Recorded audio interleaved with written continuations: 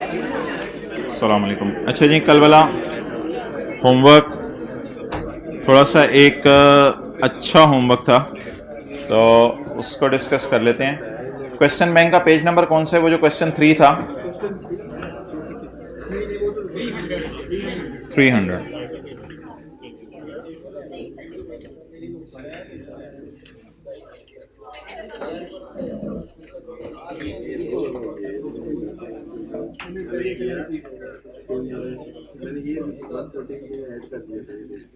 अच्छा भाई, होमवर्क ने थोड़ा सा टफ टाइम शायद दिया हो, कुछ चीज़ें प्लस माइनस में आगे पीछे गलत हुई हों, इसलिए ज़रा थोड़ी सी डिस्कशन सुन लें।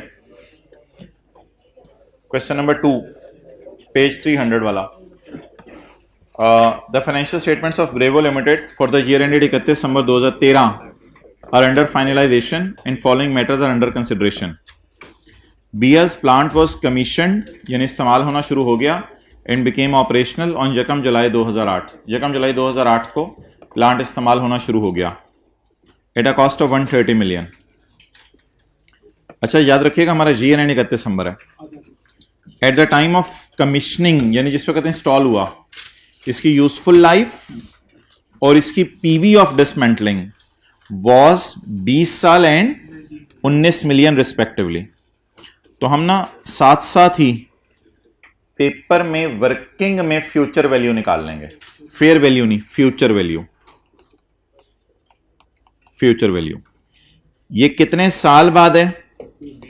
20 साल बाद।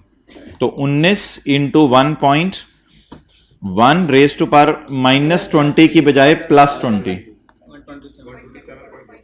127.8। ये 19 की पीवी फेयर वैल्यू में कन्वर्ट होके बहुत बड़ी फिगर बन गई। पहली बात ये हो गई। तो अब इस 19 को मैं सवाल से काट रहा हूं। अब 19 मैंने यूज नहीं करना सवाल में, और वर्किंग में पेपर में उसे 127.8 एग्जामिनर को ना पहले ही निकाल देना है। BS discount rate is 10%। There has been no change in above estimates.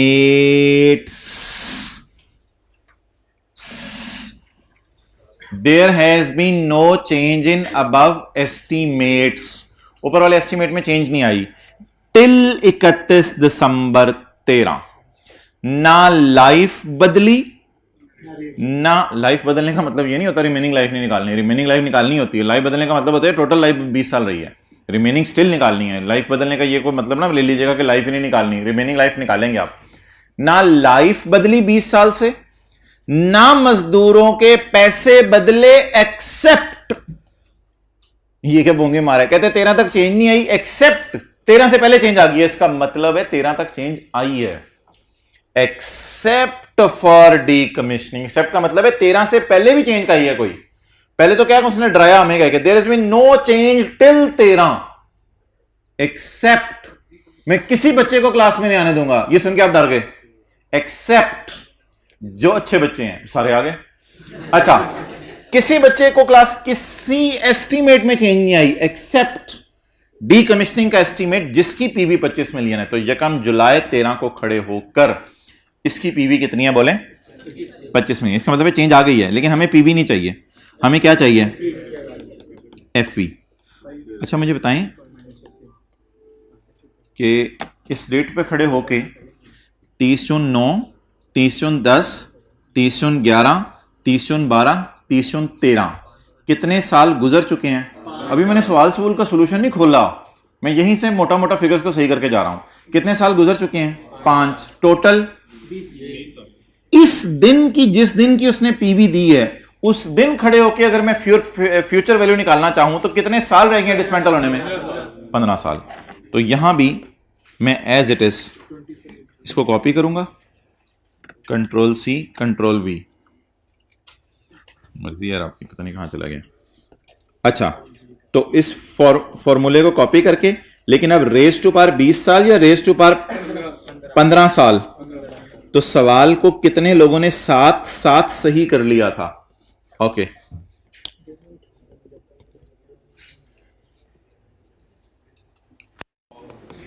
F we में इसलिए नहीं लिख रहा कि कोई फेयर वैल्यू ना समझ ले। Future value 25 into 0.1 raise to power -15 या +15 इज इक्वल टू 104.4। और इसके बाद आपने काट देना था 25 मिलियन को और 19 मिलियन को। और कोई मसला तो नहीं आया था सवाल में? चलें अगला सवाल निकालें। अगले सवाल का P&L सही बना हुआ है सोल्यूशन में, लेकिन अधूरा बना हुआ है, एक दो फिगर्स मिसिंग है उसमें, वो मैंने आपको दिखानी है जी। Page number 270 263।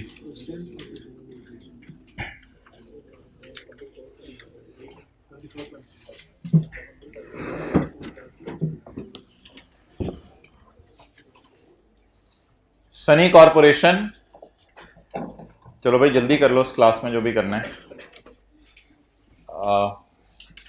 Sunny corporation purchase a plant costing 120 on January 14 and it is installed on the same date. It is expected to be dismantled in 10 years time.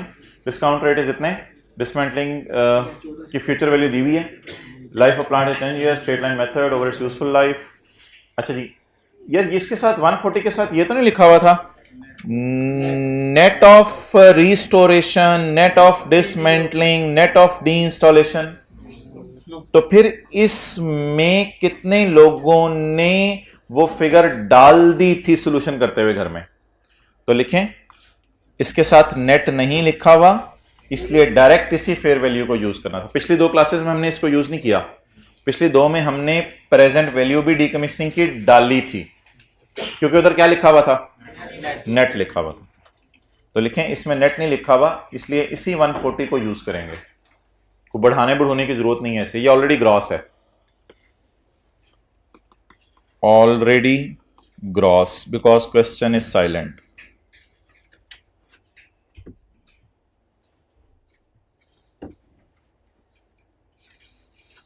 बाकी भाई आपने मेहनत करनी थी, जान मारनी थी, दिन रात एक करना था, और करके आपने जो है कोशिश करनी थी कि इसके सही नतीजे के ऊपर जो है वो पहुंचना था। वो आपके ऊपर है। P&L के अंदर जो एक दो मसले हैं वो मैं आपको बता देता हूं क्या है। अच्छा, P&L बनाते हुए ना आज बड़ा मज़ा आएगा।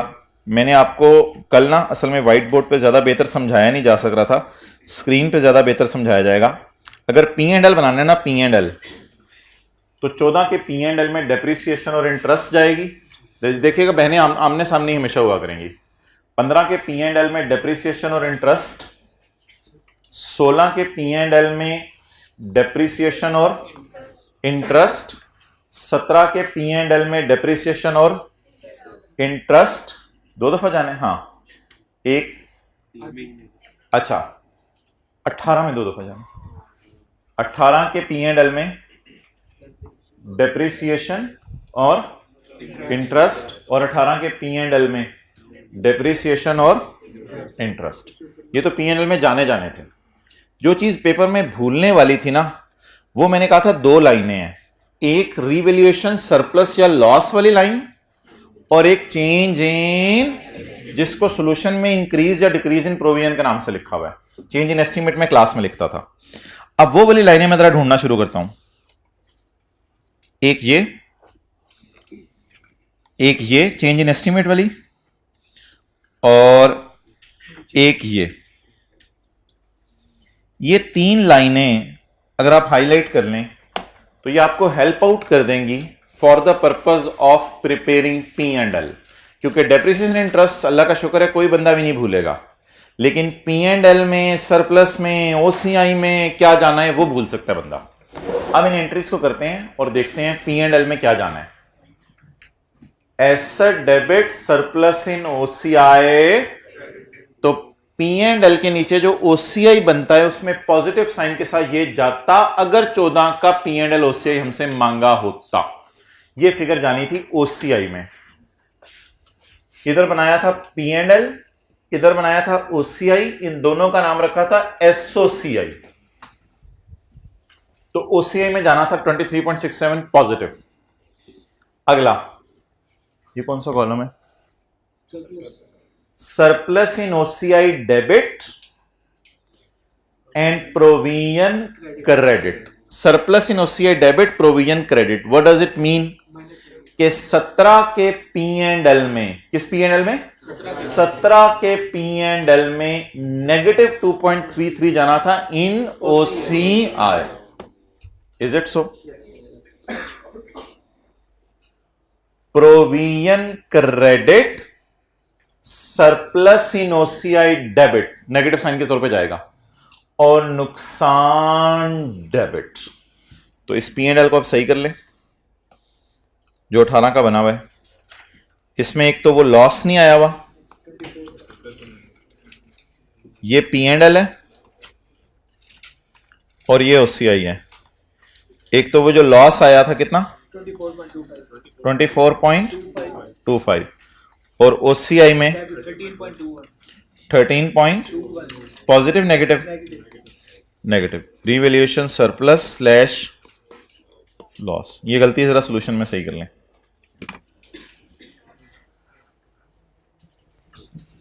और अगर खुदा ना खास्ता करंट टैक्स की वर्किंग आती है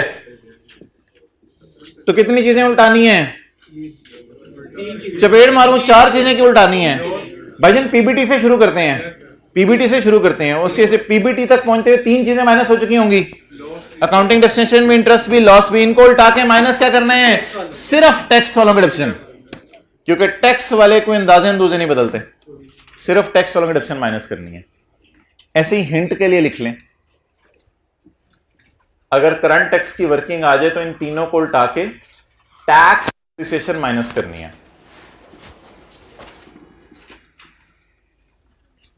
अगर करंट टैक्स की वर्किंग आ जाए तो इन तीनों को उल्टाकर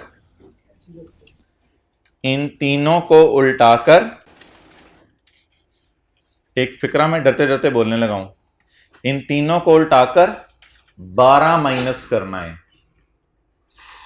नहीं 12 तो वो अकाउंटिंग वाला का डेप्रिसिएशन हो जाएगी ना. टैक्स वालों का डेप्रिसिएशन का रेट नहीं दिया हुआ. नहीं टैक्स वालों का डेप्रिसिएशन का रेट नहीं दिया हुआ. I take my word back, tax वालों के डेप्रिसिएशन का रेट नहीं दिया हुआ. इन तीनों को उल्टाकर टैक्स वालों की डेप्रिसिएशन 120 रुपए पे रिकॉर्ड कर. ये लिख लें इस तरह. 120 रुपए क्या है? 120 रुपए क्या है? 120 रुपए क्या है? समझ आई बात? बता दें टैक्स वालों की डेप्रिसिएशन किस पे निकालनी है? टैक्स वाले डीकमीशनिंग की पीवी निकाल के उसको डालते हैं एसेट की कॉस्ट में. तो ये मैं कहना चाह रहा था, 120 रुपए के ऊपर टैक्स वालों का डेप्रिसिएशन रेट लगा के आपने माइनस करना है. जैसे हमने क्वेश्चन 9 किया था इसी सवाल से अगला. तो अब बोले मैंने क्या कहा है, अगर करंट टैक्स की वर्किंग आ जाए तो इन तीनों को उल्टा के टैक्स वालों की डेप्रिसिएशन क्या करनी है? माइनस करनी है. वो किस कॉस्ट पे निकालनी है? इतने लंबे डेटे में से सिर्फ एक फिगर पे निकालनी है, 120 के ऊपर टैक्स वालों का डेप्रिसिएशन. वो हुई तो मैं देख लूंगा अगर किसी सवाल में है तो. अच्छा जी, अब ये आप आए इधर मेन स्टैंडर्ड में IS 1037 इफ्रिक के नाम से एक डिस्कशन हुई थी जहां मैंने आपको एंट्रीज भी दिखाई थी. होमवर्क पे ही 15 मिनट लगवा दिए. Page number 249, page 249.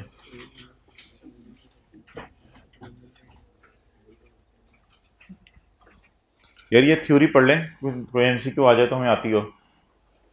थ्योरी पढ़ लें इसकी. इफ्रिक 1 249.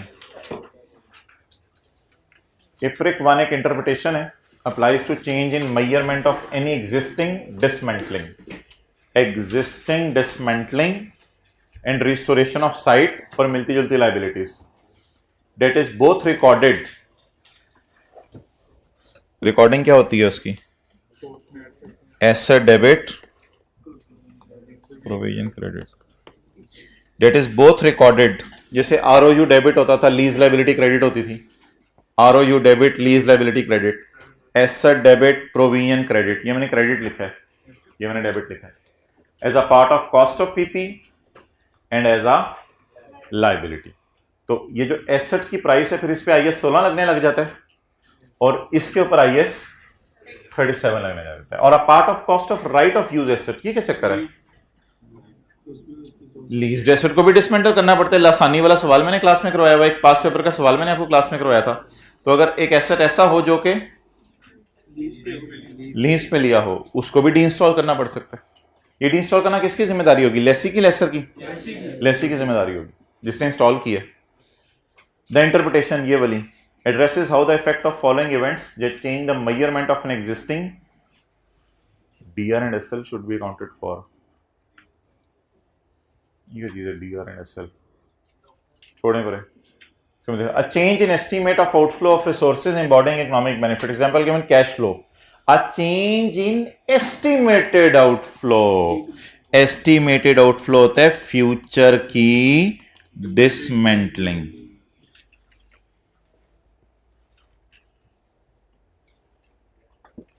Okay and a change in current market based discount rate. याद आ गया? दो ही तो चीजें थी। या क्या चेंज होता है? डिसमेंटलिंग कॉस्ट चेंज होती है या डिस्काउंट रेट चेंज होता है टाइम वैल्यू ऑफ मनी की वजह से या और किसी वजह से। And the passage of time. भाईजान पैसेज ऑफ टाइम की वजह से ना इंटरेस्ट आता है। पैसेज ऑफ टाइम की वजह से क्या आता है? इंटरेस्ट आता है। जब हम एक साल करीब हो जाते हैं डीकमीशनिंग के तो उस वजह से क्या राइज होता है? इंटरेस्ट होता है। तो तीन चीजें स्टैंडर्ड में है। नंबर वन, डीकमीशनिंग की प्राइस बढ़ती या कम होती है? डिस्काउंट रेट बढ़ता या कम होता है? या पैसेज ऑफ टाइम की वजह से क्या बुक करना पड़ता है? इंटरेस्ट। ये कॉस्ट मॉडल में एंट्रीज थी और ये रिवैल्यूएशन मॉडल में एंट्रीज थी।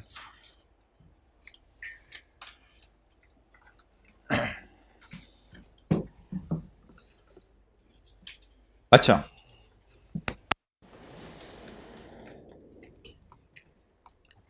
अगर वैल्यूअर से एसेट रीवैल्यू करवाया है तो क्या एंट्री होगी? अच्छा, और अगर मजदूरों ने कम पैसे मांगे हैं? अच्छा, फर्ज कर लें इसी साल एसेट भी रीवैल्यू हो गया और इसी साल मजदूरों ने भी कम पैसे मांग लिए, तो ये एंट्री आपने 10 रुपए से की, ये एंट्री आपने 2 रुपए से की, नेट ऑफ नहीं हो सकता, जमा होंगे दोनों। तो टोटल सरप्लस तो यूजर को अलग अलग बता दें कि 10 रुपए सरप्लस एसेट रीवैल्यू होने की वजह से हुआ है और 2 रुपए का सरप्लस मजदूरों के पैसे कम मांगने की वजह से हुआ है। ये एक लाइन है, पहले समझें फिर नोट करें। The change in surplus arising from change in provision is separately disclose. ये सेपरेटली डिस्क्लोज होगा और इसके साथ फिर और कौन सा सेपरेटली डिस्क्लोज होगा? वो रिवैल्यूएशन वाला। तो ये दोनों सेपरेटली यूजर को डिस्क्लोज कर दें। यानी कि अगर सरप्लस आए फॉर द ईयर 12 तो नोट में जाके बता दें 12 में से 10 अंग्रेजी लिख के, 12 में से 10 रिवैल्यूएशन की वजह से और 12 में से 10 2 एस्टिमेट चेंज की वजह से।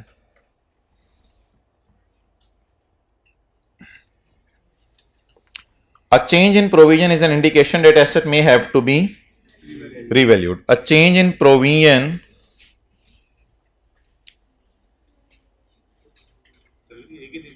एक ही दिन पे वो वाला सवाल कराने मैंने। A change in provision is an indication that an asset may have to be revalued. क्या मतलब है? क्या कभी किसी सवाल में हुआ कि मजदूरों की प्राइस भी चेंज हो रही है और उसी दिन रिवैल्यू हो रहा हो? नहीं हुआ, अभी तक नहीं हुआ, अभी तक नहीं हुआ। कहते मेरा मशवरा, स्टैंडर्ड कहते हैं मेरा मशवरा, जब भी मजदूर ज्यादा या पैसे कम मांगे ना तो फिर एसेट को भी रिवैल्यू करा लिया करो। मेरा मशवरा है। इंशाल्लाह कोई सवाल करेंगे ऐसा जिसमें सेम डेट पे ऊपर चेंज इन प्रोविजन भी हो रही होगी। किस मार्कर वाली? ब्लू या रेड वाली? रेड वाली। और रिवैल्यूएशन भी हो रही होगी। कहते हैं मेरा मशवरा दोनों इकट्ठे किया करो, मेरा मशवरा दोनों। और किसकी वजह से क्या किया करो? उल्ट ना बताइएगा, सीधा बताइएगा। कहते हैं मेरा मशवरा है अगर मजदूर ज्यादा या कम पैसे मांगे तो एसेट को साथ ही क्या करा लिया करो? रिवैल्यू। अगली बात तो आसान है। Depreciable amount of asset is depreciated over its useful life. Remaining useful life समझ लें। Once the related asset has reached the end of its useful life, all subsequent changes in the liability shall be recorded in P&L as they occur. अच्छा जी,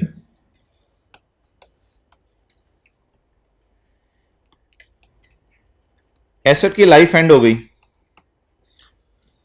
provision में balance पड़ा हुआ है पूरा 120 मिसाल के तौर पे, इसको डिस्काउंट करके आपने बुक किया था 25 रुपए पे, करते करते प्रोविजन का बैलेंस पड़ा हुआ 120। अब मजदूर शहजादे थे, उन्होंने पैसे मांग लिए 130। और प्रोविजन में बैलेंस कितना पड़ा हुआ है?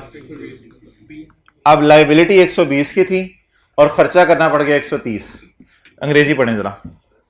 Once the related asset has reach the end of its life, all subsequent changes in liability, liability में चेंज आ गई ना। आपने बुक कितने पे की थी? 120। और मजदूर कितने मांग रहे हैं? 130। वक्त गुजरने की वजह से नहीं, बस एसेट की लाइफ एंड होगी, आपका अंदाजा गलत हो गया। It shall be recorded in P and L. बता दें जी ये एंट्री कहां जाएगी? पी। अब इसको एसेट की कॉस्ट में डालें अगर कॉस्ट मॉडल हो। नहीं कुछ भी नहीं करना, बस पी एंड एल में डाल दें। कितने रुपए जी? 10 रुपए। इस तरह की जिंदगी में कई दफा आपको एडजस्टमेंट्स आएंगी। क्रेडिटर ने ज्यादा पैसे मांग लिए, उसी टाइप की चीज है ये। सोचा था क्रेडिटर को 120 देंगे, बैलेंस कितना आ रहा था? 120, लेकिन देने कितने पड़े? बाकी कहां डाल दें? पी एंड एल में। अच्छा जी, डिस्काउंट खोला जाता है, कैसे खोला जाता था? 120 को उठा के थे 15 पे, फिर 15 को उठा के 25 पे, 25 को उठा के 40 पे। इस प्रोसेस का क्या नाम था? The periodic unwinding of discount is recorded in P and L as interest expense. और अल्लाह का शुक्र है यही हम कर रहे हैं, as it occurs. Capitalisation is not permitted. इस बात का मतलब बताएं। इंटरेस्ट की एंट्री एसेट की कॉस्ट में नहीं डालनी, बल्कि इंटरेस्ट की एंट्री कहां डालनी है? इंटरेस्ट में डालनी है, पी एंड एल में डालनी है, कैपिटलाइजेशन नहीं। बोरोइंग कॉस्ट नहीं ज़हन में लाना, बोरोइंग कॉस्ट नहीं ज़हन में लाना कि ये इंटरेस्ट है तो इंटरेस्ट को एसेट की कॉस्ट में डाल दूं। क्यों? क्योंकि एक मिनट, बोरोइंग कॉस्ट में ना एसेट काबिल इस्तेमाल आते आते अरसा लग जाता था, तो इंटरेस्ट को एसेट की कॉस्ट में डालते थे। ये एसेट इस्तेमाल करते करते अरसा लग रहा है या एसेट पहले दिन ही इंस्टॉल कर लिया है? तो जो इंस्टॉल्ड एसेट है उसमें कहां से इंटरेस्ट को अंदर डाल सकते हैं? बोरोइंग कॉस्ट का स्टैंडर्ड क्या कहता था? जो इंस्टॉल होने में, कंस्ट्रक्ट होने में, बनने में अरसा लगा रहा है उसका इंटरेस्ट डालो। तो इसका इंटरेस्ट तो नहीं डालेंगे एसेट की कॉस्ट में। ओके, ये बात पढ़ लें, पिछले सफे वाली आखिरी बात। नोट, ये एक नोट है, ये मैं इंशाल्लाह कल पढ़ाऊंगा आपको, ये वाला नोट। ये नोट पढ़ लें। कॉस्ट मॉडल में मजदूर ज्यादा पैसे मांग रहे हैं, तो एंट्री एसेट डेबिट। कहते हैं एसेट बढ़ाते हुए ना डरा करो, कहते हैं एसेट बढ़ाते हुए डरा करो, एसेट बढ़ाने से सोच लिया करो। अगर आप एसेट कभी जिंदगी में बढ़ाओ ना, कहते हैं मेरा तो मशवरा ये कि आप ना इंपेयरमेंट टेस्ट से गुजार लो, पता चले एसेट इंपेयर हो गया हो। तो अगर कभी मजदूर ज्यादा पैसे मांगे और कॉस्ट मॉडल फॉलो हो रहा हो तो क्या डेबिट होगा? तो कहते हैं एसेट कहीं बहुत ज्यादा ही डेबिट ना हो जो मुझे डर सा लग रहा है, तो बेहतर एसेट को किससे गुजार लो। बस ये एक मशवरा सा दिया उसने कि बेहतर एसेट को इंपेयरमेंट टेस्ट से गुजार। हाँ जी, पहले नहीं गुजारेंगे, एसेट डेबिट करेंगे, प्रोविजन क्रेडिट करेंगे, फिर जब एसेट बढ़ जाएगा फिर किससे गुजारेंगे। और अगर फिर इंपेयर हो गया तो इंपेयरमेंट लॉस डेबिट और accumulated impairment loss in P and L debit और accumulated impairment loss credit. Okay, marker देना यार।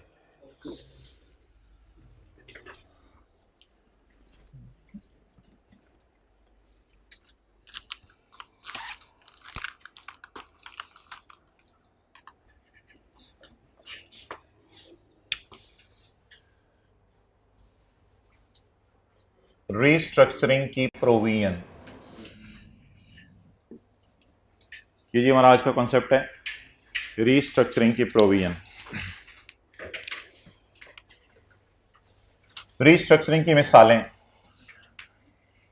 Closure of a part of business, closure of a part of business, ये एक मिसाल है। आपने बिजनेस का एक पार्ट क्लोज कर दिया, बिजनेस का एक पार्ट क्लोज कर दिया। नेस्ले वाले हैं, नेस्ले वालों ने सोचा यार हम पानी बनाते हैं तो हमें तो शर्म सी आवे, पानी बना के बेचते हैं तो शर्म सी आवे, नलके लगे हुए हैं, ताज़ा पानी आ रहा है ज़मीन से, तो हम पानी बेचना बंद कर देते हैं। Closure of a part of, दूध नहीं बेचना बंद करेंगे, चॉकलेट्स बेचना बंद नहीं करेंगे, जूस बेचना बंद नहीं करेंगे, क्या बेचना बंद करेंगे? पानी बेचना बंद करेंगे। किसकी तरफ लायबल फील करेंगे? एम्प्लॉयज की तरफ, जो किस फैक्ट्री में है, पानी वाली फैक्ट्री में है या जूस बनाने वाली फैक्ट्री में है या आपके चॉकलेट बनाने वाली फैक्ट्री में है? पानी बनाने वाली फैक्ट्री। देखिए ना, याद रखिएगा, जब भी लाइबिलिटी आएगी तो कोई ना कोई पार्टी इन्वॉल्व होगी ना। वो पार्टी कौन सी होगी? जिसको आपने पेमेंट करनी है। फर्ज करें 50 एम्प्लॉयज हैं पानी वाली फैक्ट्री में, इनके तरफ कौन सी लाइबिलिटी हम महसूस करेंगे? Redundancy payment. इनको निकालने, कुछ लिखने की जरूरत नहीं, सब लिखा हुआ है। रिडंडेंसी पेमेंट, इनको निकालने के वक्त हैवी पेमेंट्स करनी पड़ेंगी। असल में जब एम्प्लॉयज को आप निकालते हैं तो एम्प्लॉयज एहतजाज करते हैं, तो आप सबको कहते हैं यार 5-5 लाख रुपए तुम लोगों को देंगे, खुदा के लिए जान छोड़ो हमारी। तो अब आप एम्प्लॉयज को निकालने लगे हैं। तो मिसाल के तौर पे 50 में से आपने 48 एम्प्लॉयज को निकाल दिया। तो जो 50 में से 48 एम्प्लॉयज निकाले, 50 लाइन लगा के खड़े हो गए, उसमें से 48 को कहा भाईजान आप निकल जाओ, लेकिन उनको भी पैसे नहीं दिए, तो you should feel your self liable. आप अपने आप को लाइबल फील करेंगे। अच्छा, अब आप अपने आप को लाइबल फील करेंगे टूवर्ड्स एम्प्लॉयज। तो उनको पेमेंट कौन सी करनी है? रिडंडेंसी की पेमेंट। इसके लिए आप अपने आप को लाइबल फील करेंगे और इसकी प्रोविजन बनाएंगे। 48 एम्प्लॉयज में फर्ज करें हर एक को लाख रुपए देने। Expense debit payable to employees credit 48 lakh की जगह expense debit provision for restructuring या decommissioning, provision for restructuring credit. और इसकी प्रेजेंट वैल्यू निकालने की जरूरत नहीं है, 2-3 महीने में एम्प्लॉयज को पैसे दे देंगे। और अगर इसी तरह हो कि 4 साल बाद एम्प्लॉयज को पैसे देने हैं, तो फिर वही सारा सर्कल चलेगा उसी तरह। वो उसको आप डिस्काउंट करेंगे और डिस्काउंट करके अनवाइंड करेंगे। तो डिस्काउंटिंग तो हर जगह आ सकती है जब भी पेमेंट डिले करके करनी हो, लेकिन ये पेमेंट आज तक आई कि आपने कभी डिले नहीं की। एम्प्लॉयज जल्दी जल्दी पैसे मांगते हैं, एम्प्लॉय पागल है 4 साल बाद पैसे लें, उनको अभी पैसे देंगे तो वो जान छोड़ेंगे। बाय डिफॉल्ट इसकी नेचर ऐसी है, वो फौरन पैसे मांगेंगे। तो एम्प्लॉयज की तरफ अपने आप को लाइबल फील करने लग जाएंगे। अच्छा, कितने निकाले हैं? 48। 2 बच गए, रशीद और अमजद। रशीद आप इधर हो जाओ, आप इधर आ जाओ। अब सारे सोच रहे हैं अगली बारी शायद मेरी हो। कितने खड़े हुए हैं? कितने खड़े हुए हैं एम्प्लॉइज? कितने खड़े हैं एम्प्लॉइज?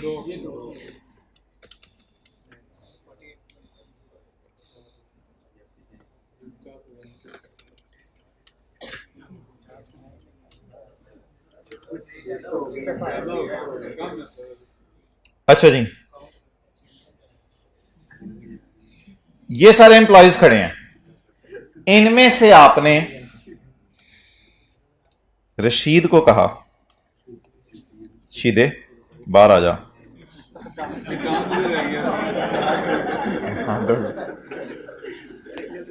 इसमें से आपने शीदे को बुला लिया और बशीर जी सर, बशीर ओ बशीर छेतिया ਇਹਦੇ ਨਾਲ खलो जा। ठीक है जी, तो किस किस को बुला लिया? रशीद और अमजद था तो इधर, तो रशीद और अमजद को आपने बुला लिया कि रशीद और अमजद आप जरा तशरीफ ले आए। अब रशीद और अमजद को हम पानी वाले डिवीजन में रखेंगे या रशीद और अमजद को हम किसी और डिवीजन में शिफ्ट करने लगे हैं? किसी और डिवीजन में शिफ्ट करने लगे हैं।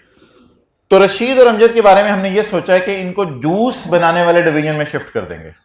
ऐसी सूरत में इनके ऊपर ट्रेनिंग देनी पड़ेगी इनको, क्योंकि इधर उधर जाके भी इन्होंने पानी बना रहे होना है। ओ भाईजान जूस है, ओ तेरी खैर मैं तो भूल गया पानी पा छड़िया, तो भाईजान जूस पाना, सॉरी सर।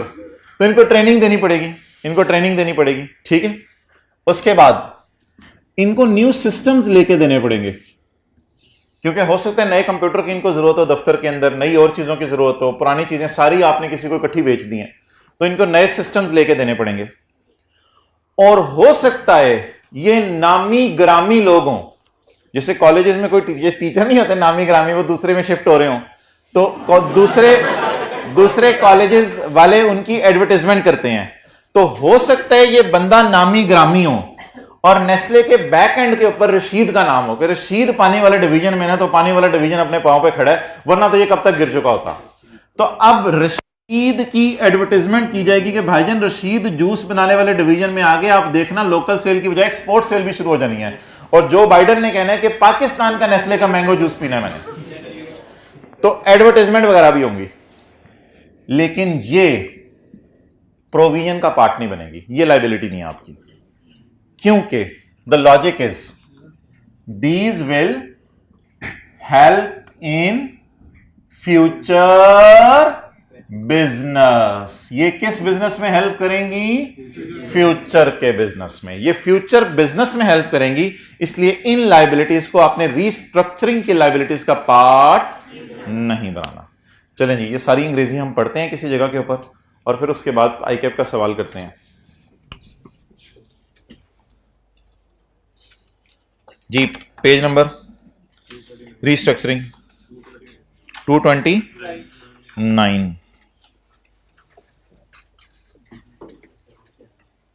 कल क्या पढ़ी थी? Reimbursement.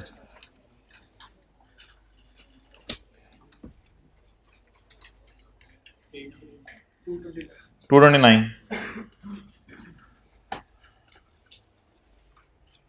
Following other examples of events. ये स्टैंडर्ड का पैरा कौन सा है? 70। ये कहां होगा? IAS 37 पार्ट A1 में होगा या A2 में? A1 में IFRS है और A2 में IAS है, तो ये A2 में होगा। B जो मैंने मंगवाया था ना, उसमें स्टैंडर्ड नहीं होता, उसमें एग्जांपल्स होती हैं, तो B मैंने जो मंगवाया था उसमें एग्जांपल्स थी, तो ये किस में होगा? A2 में होगा। The following are the examples of events that may fall under the definition of restructuring। मैंने तो सिर्फ एक मिसाल दी है ना आपको, क्लोजर ऑफ अ बिजनेस। ये मिसालें पढ़ लें, कोई चीज नहीं समझ आ रही तो पूछ लें। रिस्ट्रक्चरिंग में क्या क्या आ जाते हैं? Sale or termination of a, the closure of a business location in a country or region. एक मुल्क में आपने अपना कारोबार बंद कर दिया, जैसे अभी पाकिस्तान में कुछ खबरें चल रही थी, एक दो लोगों ने कारोबार बंद करे हैं पाकिस्तान में शहबाज शरीफ के आने के बाद। तो closure of a business location in a country or region, और the relocation of a business activities from one country to another. ये मिसालें आपने जहन में रखनी है, ये लाइनें लिखी होंगी तो पता चलेगा सवाल किसका आया है? रीस्ट्रक्चरिंग का। Changes in management structure. Management की पूरी लेयर उठा के निकाल दी आपने। Changes in management structure, management की पूरी लेयर उठा के निकाल दी और उसकी जगह कंप्यूटर इंस्टॉल कर दिया। For example, eliminating a layer of management. Fundamental reorganisation, बड़ी हैवी रीऑर्गेनाइजेशंस हो रही हैं, that have a material effect on the nature and focus of entities operation. इधर के बंदे उधर भेजे जा रहे हैं, उधर के बंदे इधर भेजे जा रहे हैं, और कहीं बिल्डिंग बेची जा रही है, कहीं बिल्डिंग खरीदी जा रही है, ओवरऑल बिजनेस रीस्ट्रक्चर हो रहा है। तो ये सारे किसकी मिसालें हैं?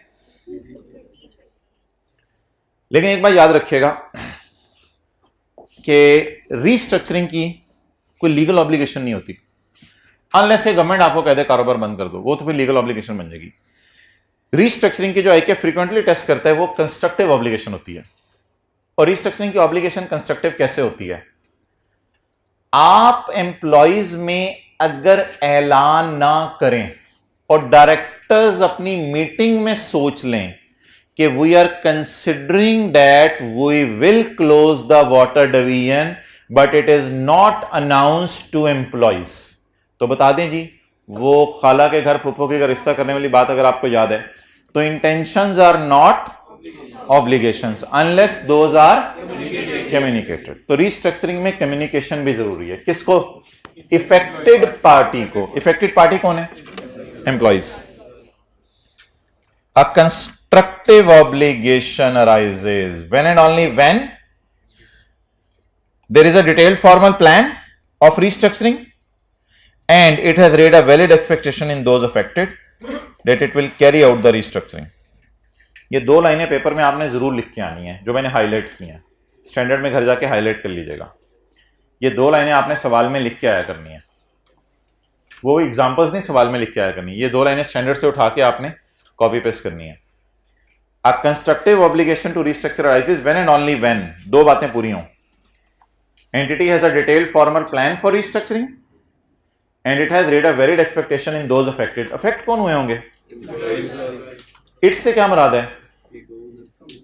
Company, business. that entity will carry out the restructuring। by starting to implement that plan or announcing its main features to those affected. अच्छा, वैसे फॉर्मल प्लान कैसे पता चलता है आपको किसी का प्लान?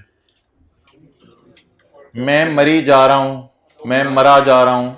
अच्छा, तो फॉर्मल प्लान आपको कैसे पता चलता है? तैयारी से ना, तैयारी से। तैयारी क्या हो सकती है?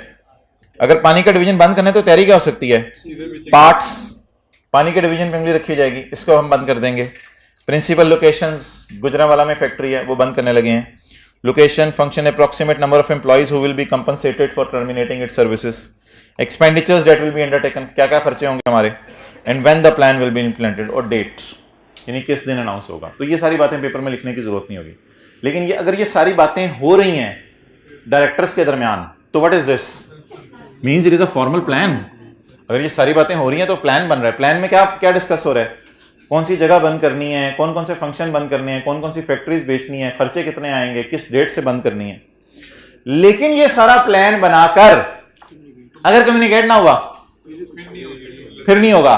और अगर कम्युनिकेट हो गया और वैलिड एक्सपेक्टेशन क्रिएट ना हुई, यानी कि पिछले 10 साल से नेस्ले करे हमने पानी बंद कर देना है, फिर दूसरे साल हमने पानी बंद कर देना है, तीसरे साल जब एम्प्लॉइज को कहेंगे हमने पानी बंद कर देना है, एम्प्लॉइज दूसरे को नहीं मारेगा, ओह वे डरा रहे हैं। तो अगर वैलिड एक्सपेक्टेशन क्रिएट नहीं हो रही तो फिर भी नहीं होगी, फिर भी नहीं कंस्ट्रक्टिव ऑब्लिगेशन आई। कंस्ट्रक्टिव ऑब्लिगेशन की 2 शर्तें हैं, ऐलान करने वाला ऐलान करे और अगले के दिल में बात आ जाए कि वो मानेगा, और अगले के दिल में बात बाय डिफॉल्ट आ जाए करेगी, अनलेस के सवाल कह दे कि अगले का दिल कुछ और कर रहा है। अच्छा,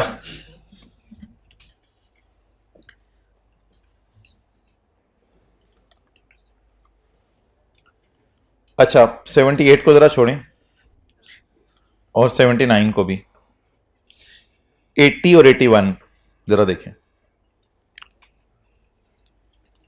A restructuring provision shall include, a restructuring provision shall include और exclude पढ़ाने लगा हूं। A restructuring provision shall include and exclude।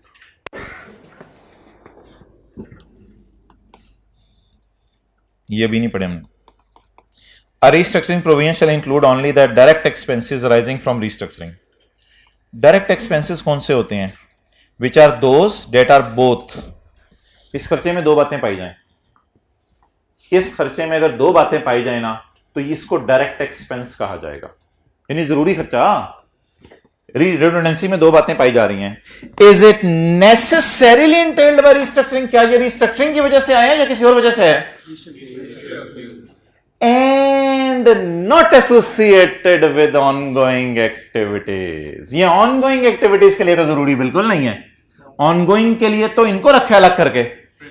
इस रिडंडेंसी में 2 बातें पाई जानी चाहिए। Number 1, it is necessarily a part of restructuring, and secondly it will not help in future business. इससे फ्यूचर बिजनेस में हमें कोई हेल्प नहीं मिलेगी, जो गए वो गए जान छुड़ा के। तो रिडंडेंसी में लिख लें 2 बातें पाई जाती हैं। बल्कि अंदर की बात यह है कि हर वो खर्चा जिसमें 2 बातें पाई जाएं, क्या रिस्ट्रक्चरिंग होती तो ये होता, ना होती तो होती तो होता, ना होती तो ना होता, होती तो क्या होती तो होता, रिस्ट्रक्चरिंग होती तो ये खर्चा होता।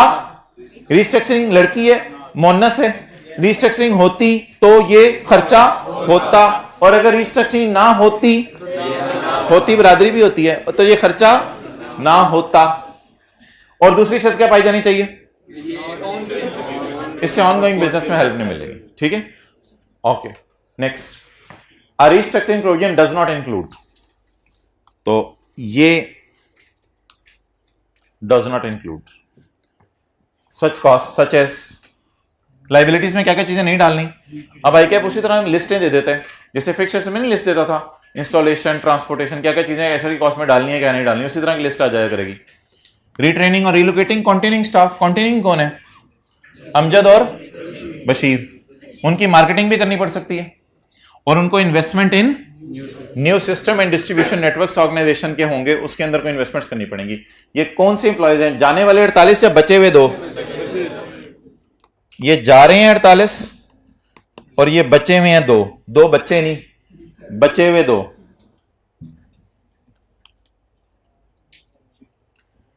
आई कैप जो है ना, इनकी लॉजिक भी देता है, इनकी लॉजिक भी देता है। पेपर में आप कैसे सोल्यूशन देंगे? पेपर में आप स्टैंडर्ड खोलेंगे, बिस्मिल्लाहिर्रहमानिर्रहीम, डायरेक्ट वही पेज निकलेगा। अच्छा, नहीं बाहर आप टैग लगा लेंगे, कोई मसला नहीं। इतने स्टिकी नोट स्ट्रॉन्ग करके लगाएं कि वो खींचने से भी खिंचे ना, या खींचने से अगर खिंच भी जाएं तो हवा चलने से उड़ के साथ वाले के पास गिरे ना। या आई कैप से मैंने ईमेल करके पता किया, उन्होंने कहा इतने स्ट्रांगली लगाएं स्टिकी नोट्स कि हल्का सा हाथ लगाने से कहीं उड़ के साथ वाले के पास ना गिर जाए। बूटी बना के आप उसे दे रहे हो। रिकॉर्डिंग बंद करो। अच्छा जी, तो ये तीन चीजें ऐसी हैं that are not a part of, ओ भाई शैतानियत तो नहीं किसी के ज़हन में आई हुई, that are not a part of restructuring. Okay, ये तीनों क्यों नहीं रीस्ट्रक्चरिंग का part? These expenditures relate to. अच्छा, अब आप पेपर में जब सवाल आएगा तो आपने सिर्फ क्या करना है, आपने पेपर में यहां से इंग्लिश उठानी है। A restructuring provision does not include such cost such as retraining amounted to rupees 20 million, marketing amounting to rupees 10 million and investment amounting to 2 million। Figure सवाल से उठा के ये इंग्लिश लिख देनी है। These expenditures relate to future conduct of business, ये भी लिख के आना है, and are not liabilities for restructuring। Such expenditures are recognized on the same basis, ये लिखने की जरूरत नहीं, as if they, छोड़े बोले, ये लिखने की जरूरत नहीं, इसको काट दें शक। तो बस ये ऑनगोइंग बिजनेस को हेल्प करेंगी, इसलिए इससे हमारे रिस्ट्रक्चरिंग का कोई ताल्लुक नहीं है। दो कॉन्सेप्ट्स और हैं छोटे छोटे, वो आपने बड़ी गौर से सुनने हैं। आखिरी दो कॉन्सेप्ट्स,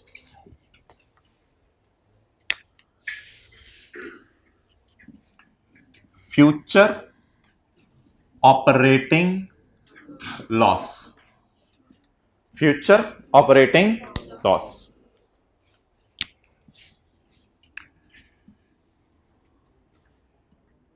इकतीस दिसंबर 12, ये अनाउंसमेंट्स 2-3 दिन पहले होती होंगी, फैक्ट्री बंद करने से पहले, या कई महीने पहले अनाउंसमेंट्स हो जाती होंगी, कई महीने पहले, बिकॉज ताकि एम्प्लॉइज बैकअप अरेंजमेंट कर लें, सारा अपना नौकरियां तो ढूंढ लें, सब कुछ कर लें। अच्छा, announcement made may be in July में आपने अनाउंस कर दिया क्या कि 28 फरवरी को डिवीजन हमारा क्या होने लगा, पानी बनाने वाला क्लोज। तो आप इस दिन खड़े हैं, अब आप बताएं क्या यहां खड़े होकर बूथा इधर करके सोचें क्या अनाउंसमेंट हो चुकी है? तो by default valid expectation create हो चुकी है। तो कंधों पे जरा बोझ महसूस कर रहे हैं आप कि आपने एम्प्लॉइज को इंशाल्लाह फरवरी में जब डिवीजन बंद होगा तो पैसे देने हैं। लेकिन याद रखिएगा, ये फैक्ट्री में चीजें तो अल्लाह का शुक्र है फरवरी तक बनती रहेंगी, जनवरी फरवरी में फैक्ट्री चलती रहेगी। हो सकता है फरवरी में कोई 10-12 दिन पहले आप चीजें भी बनाना बंद कर दें, लेकिन चीजें आप बनाते रहेंगे। डन हो गया? अच्छा, यहां पे खड़े हो कि आपके लिए फ्यूचर क्या है? जनवरी और फरवरी। यहां खड़े हो कि आपके लिए फ्यूचर क्या है? जनवरी और फरवरी। मैं ईयर एंड पे खड़ा हूं और फ्यूचर को देखूंगा। फ्यूचर में अगर मैं ऑपरेट करूं तो हो सकता है कोई लॉस आए। फ्यूचर में अगर मैं ऑपरेट करूं तो हो सकता है क्या आए? लॉस आए। क्या मतलब? जनवरी और फरवरी की मैं सिर्फ बात करने लगा हूं, जनवरी और फरवरी की। जनवरी और फरवरी में जो पानी मैं बनाऊंगा, क्या ऐसा हो सकता है कि पानी की बोतल बनाऊं 50 की और बिके 45 की?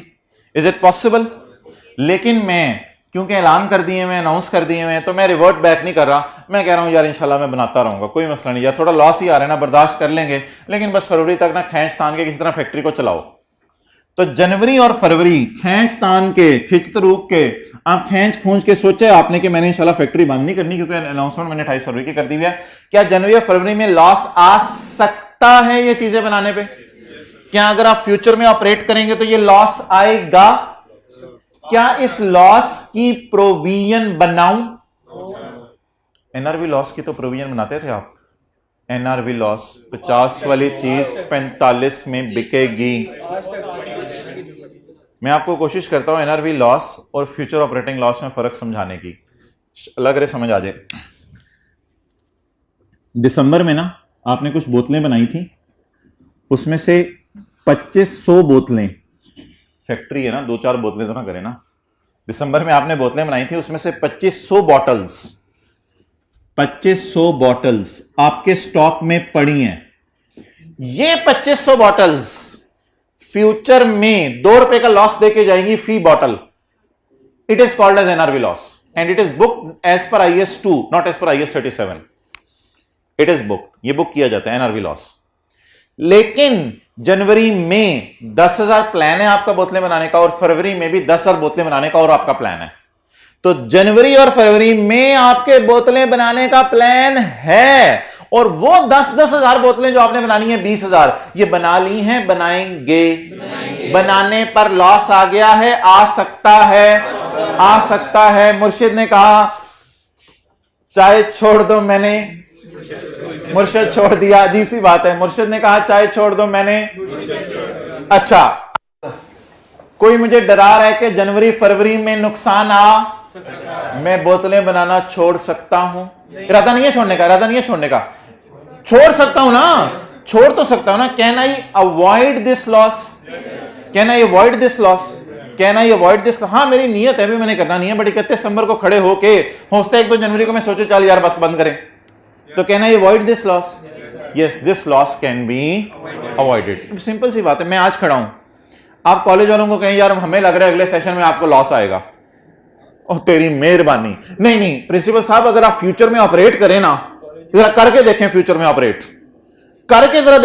ऑपरेट आपको मुझे लग रहा है लॉस आना है। ओ भाई तेरी मेहरबानी सर, इसकी नहीं लाइबिलिटी करें सर, लाइबिलिटी बुक करें सर। ओ भाई केड़ी लाइबिलिटी सर? अगर फ्यूचर में आपने बच्चों को एडमिशन दिया और अगर वो आ गए और अगर टीचरों को तनख्वाहें दी, मुझे लग रहा है लॉस आ जाना है सर, इसकी लाइबिलिटी बुक करें। ओ भाई केड़ी लाइबिलिटी?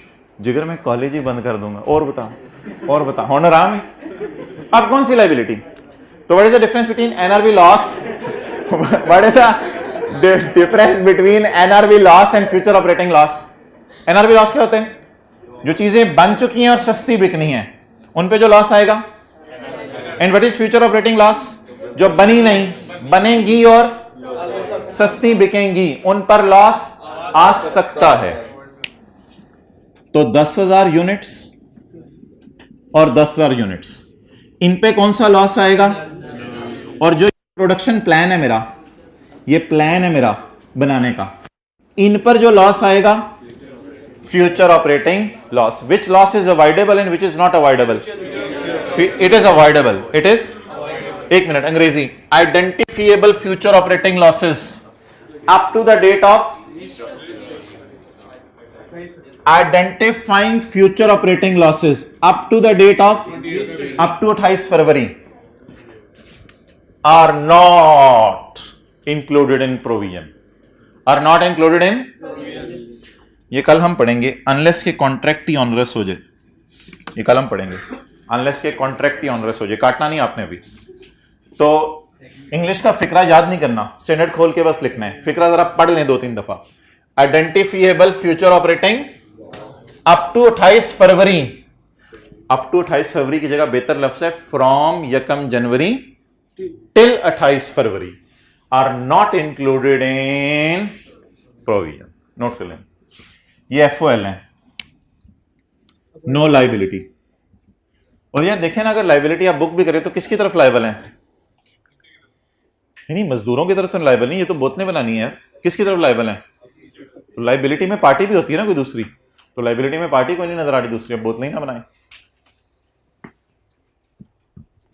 लेकिन जो पड़ी हुई है 2500 बोतलें, वो IAS 2 पहला भी लॉस से गुजार लें, वो कोई मसला नहीं। So it is the difference between NRV loss Umer भाई एंड फ्यूचर ऑपरेटिंग लॉस।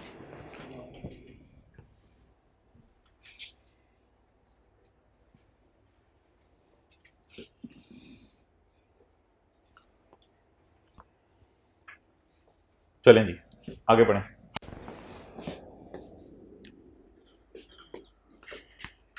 एक छोटा सा कॉन्सेप्ट और है, that is last concept of this restructuring.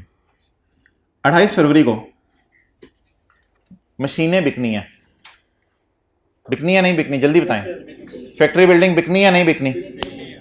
बिकने के ऊपर गेन आ सकता है, गेन आ सकता है। अच्छा, अब जरा ओनर कह रहा था चलो यार ये यूनिट्स इन्वेंट्री तो फारक करो ना, इन्वेंट्री फारक करो, सारी चीजें फारक करो। ये डायग्राम मैं दोबारा बना रहा हूं। 31 दिसंबर को हम खड़े होकर सोच रहे हैं 48 लाख हमने एम्प्लॉइज को देने हैं, समझ आ रहे हैं? एम्प्लॉइज को पेएबल है 48 लाख, ठीक है। मैंने इस दिन खड़े होकर सोचा कि मैंने मशीन भी बेचनी है और बिल्डिंग भी बेचनी है। कौन सी वाली? वाटर वाली मशीन और बिल्डिंग बेचनी है, यानी फैक्ट्री पूरी बेचनी है, और मुझे गेन आएगा बेचने में। महंगी बिकेंगी क्योंकि चीजें महंगी हो गई हुई हैं, महंगी बिकेंगी, मुझे गेन आएगा 3 लाख का। ये कॉन्सेप्ट मैं आपको पढ़ा चुका हूं, ये कॉन्सेप्ट आपको पहले दिन पढ़ाया था स्टैंडर्ड के, एक्सपेक्टेड डिस्पोजल ऑफ एसेट्स के नाम से पढ़ाया था। अब बड़ी पुरानी बात होगी, वे भूल गया हुआ। एक्सपेक्टेड डिस्पोजल ऑफ एसेट्स, मुझे बताएं इनको नेट किया जा सकता है? 48 और 3 को, 48 और 3 को नेट नहीं किया जा सकता, क्योंकि 3 का गेन आई है 16 में डिस्पोजल अकाउंट में आएगा। ये ना सोचें कि इतना बचेगा, इतना स्टैंडर्ड कहते ज्यादा साइंसदान ना बन, तेरी मेहरबानी। दो अलग अलग चीजें, इनको मिक्स करने की जरूरत नहीं कि मैं 48 दूंगा, मुझे 3 बचेगा, मुझे 45, तेरी मेहरबानी। ये IS 37 है और ये डिस्पोजल का टी अकाउंट बनेगा कब? जब डिस्पोज होंगे। तो उस वक्त डिस्पोजल का टी अकाउंट में ये गेन लॉस किस स्टैंडर्ड के तहत बुक करेंगे?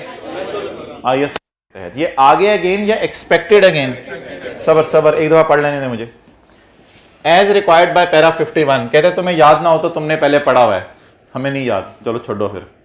Gain on expected disposal of assets, gain on expected disposal का लफ्ज क्यों लिख रहे हैं? हाँ मैं खड़ा ही 31 दिसंबर को ना। Gain on expected disposal of assets are not taken into account in measuring even if the sale of asset is a part of, मुश्किल लफ्ज़ आते हैं आपको पता है, हम छोड़ देते हैं। even if the sale of asset is a part of restructuring, अगर सेल ऑफ एसेट रिस्ट्रक्चरिंग का पार्ट है तब भी आपने ऐसा नहीं करना। हालांकि ये रिस्ट्रक्चरिंग का मेन पार्ट है ये एक्टिविटी, ये तो बेचनी है हमने सारी चीजें, फिर भी आपने इसको नेट नहीं करना।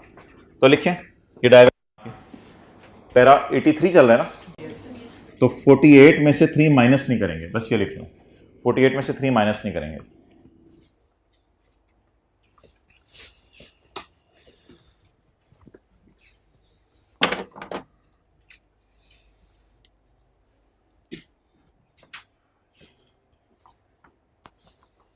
ये स्टैंडर्ड ना होता तो शायद सारे स्टैंडर्ड ना होते।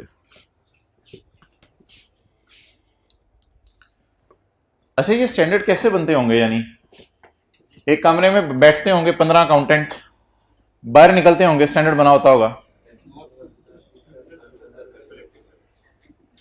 आपको पता है स्टैंडर्ड पहले बनाया जाता है, फिर उसका ड्राफ्ट पूरी दुनिया में भेजा जाता है, फिर दुनिया वाले कहते हैं कि अगर ये हो जाए, फिर स्टैंडर्ड वाले सोचते हैं हाँ ये भी हो सकता है, ओए ये भी हो सकता है, चलो इसकी भी लाइन डाल दो। फिर दुनिया वाले एक और मसला पूछते हैं, अगर ये हो जाए, ओए ये भी हो सकता है, चलो इसकी भी लाइन डाल दो। तो इस तरह फिर जरा अंग्रेजियों के फिक्रे डालते रहते हैं। तो इस तरह दुनिया में स्टैंडर्ड बनते हैं। मेहरबानी आपकी, आपको पता चल गया। तो ICAP को भी ड्राफ्ट आता है जब नया स्टैंडर्ड बनता है, और ICAP अपने मेंबर्स में बांटता है और मेंबर्स राय दे सकते हैं CA करने के बाद इंशाल्लाह जल्दी। तीन साल रह गए आपको, 3.5 रिमेनिंग, 3.25 3.5 रह गए माशाल्लाह। कमाल हो जाएगी यार अगर आप ये सवाल कर दें। 30-15 पे खड़े होकर आपने सोचना क्या करना है, और 30-16 पे खड़े होकर आपने सोचना क्या करें। अगला सफा नहीं यार, 1 मिनट रिवाइज कर लें। प्रोविजन किसकी बनानी है? जिस खर्चे में 2 बातें पाई जाएं, रिस्ट्रक्चरिंग के लिए जरूरी हो और फ्यूचर में इससे फायदा ना हो, जैसे रिडंडेंसी। रिस्ट्रक्चरिंग किसकी नहीं बनानी?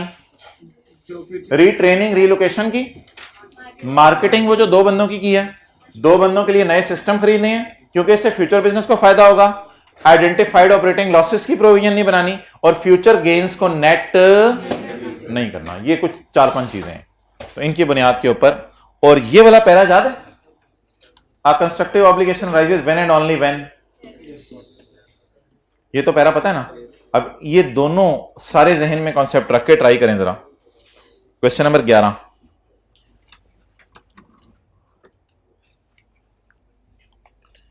ये सवाल में जो लिखा हुआ है ना एज्यूम, ये ना पढ़िएगा, ये मैं काट रहा हूं क्योंकि ये IS 10 है, ये IS 10 है। असल में कल और परसों हम IS 10 करेंगे, तो फिर जो है वो इस स्टैंडर्ड कोर IS 10 को मिक्स करके सवाल आते हैं, वो हम करना शुरू करेंगे। IS 10 1.5 दिन में हो जाता है। जल्दी जी, जल्दी जल्दी जल्दी। किस दिन खड़े हैं आप? पहले 30 जून 15 को, 30 जून 15 को, और फिर किस दिन खड़े होंगे? 30 जून 16।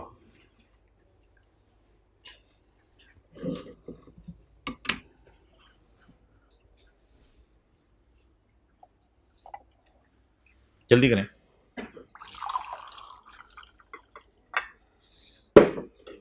इधर रख दो, टेक लगाओ, टेक लगवाओ। अच्छा चलो ठीक है।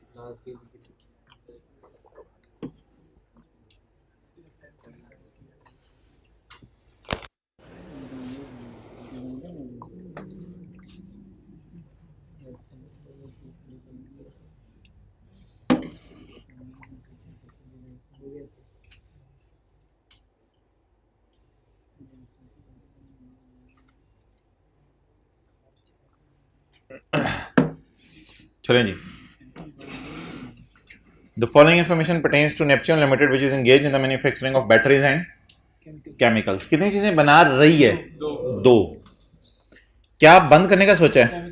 क्या बनाती रहेगी? On 30 April 2015, on 30 April 2015।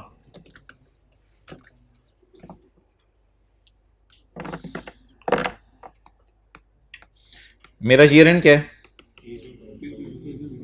किस दिन? On 30 April 2015 NS board of directors decided कि बड़े की शादी कहां करनी है। Decided to dispose of the chemical division which was incurring heavy losses. Decision, फैसला खत्मी, तय हो गई है, खत्म बात, बस बंद करेंगे करेंगे। बट फुल स्टॉप का मतलब यहां मैं बट ले रहा हूं, कोई बट तो नहीं बैठा हुआ। Full stop, but the decision was made public on 10 December 15।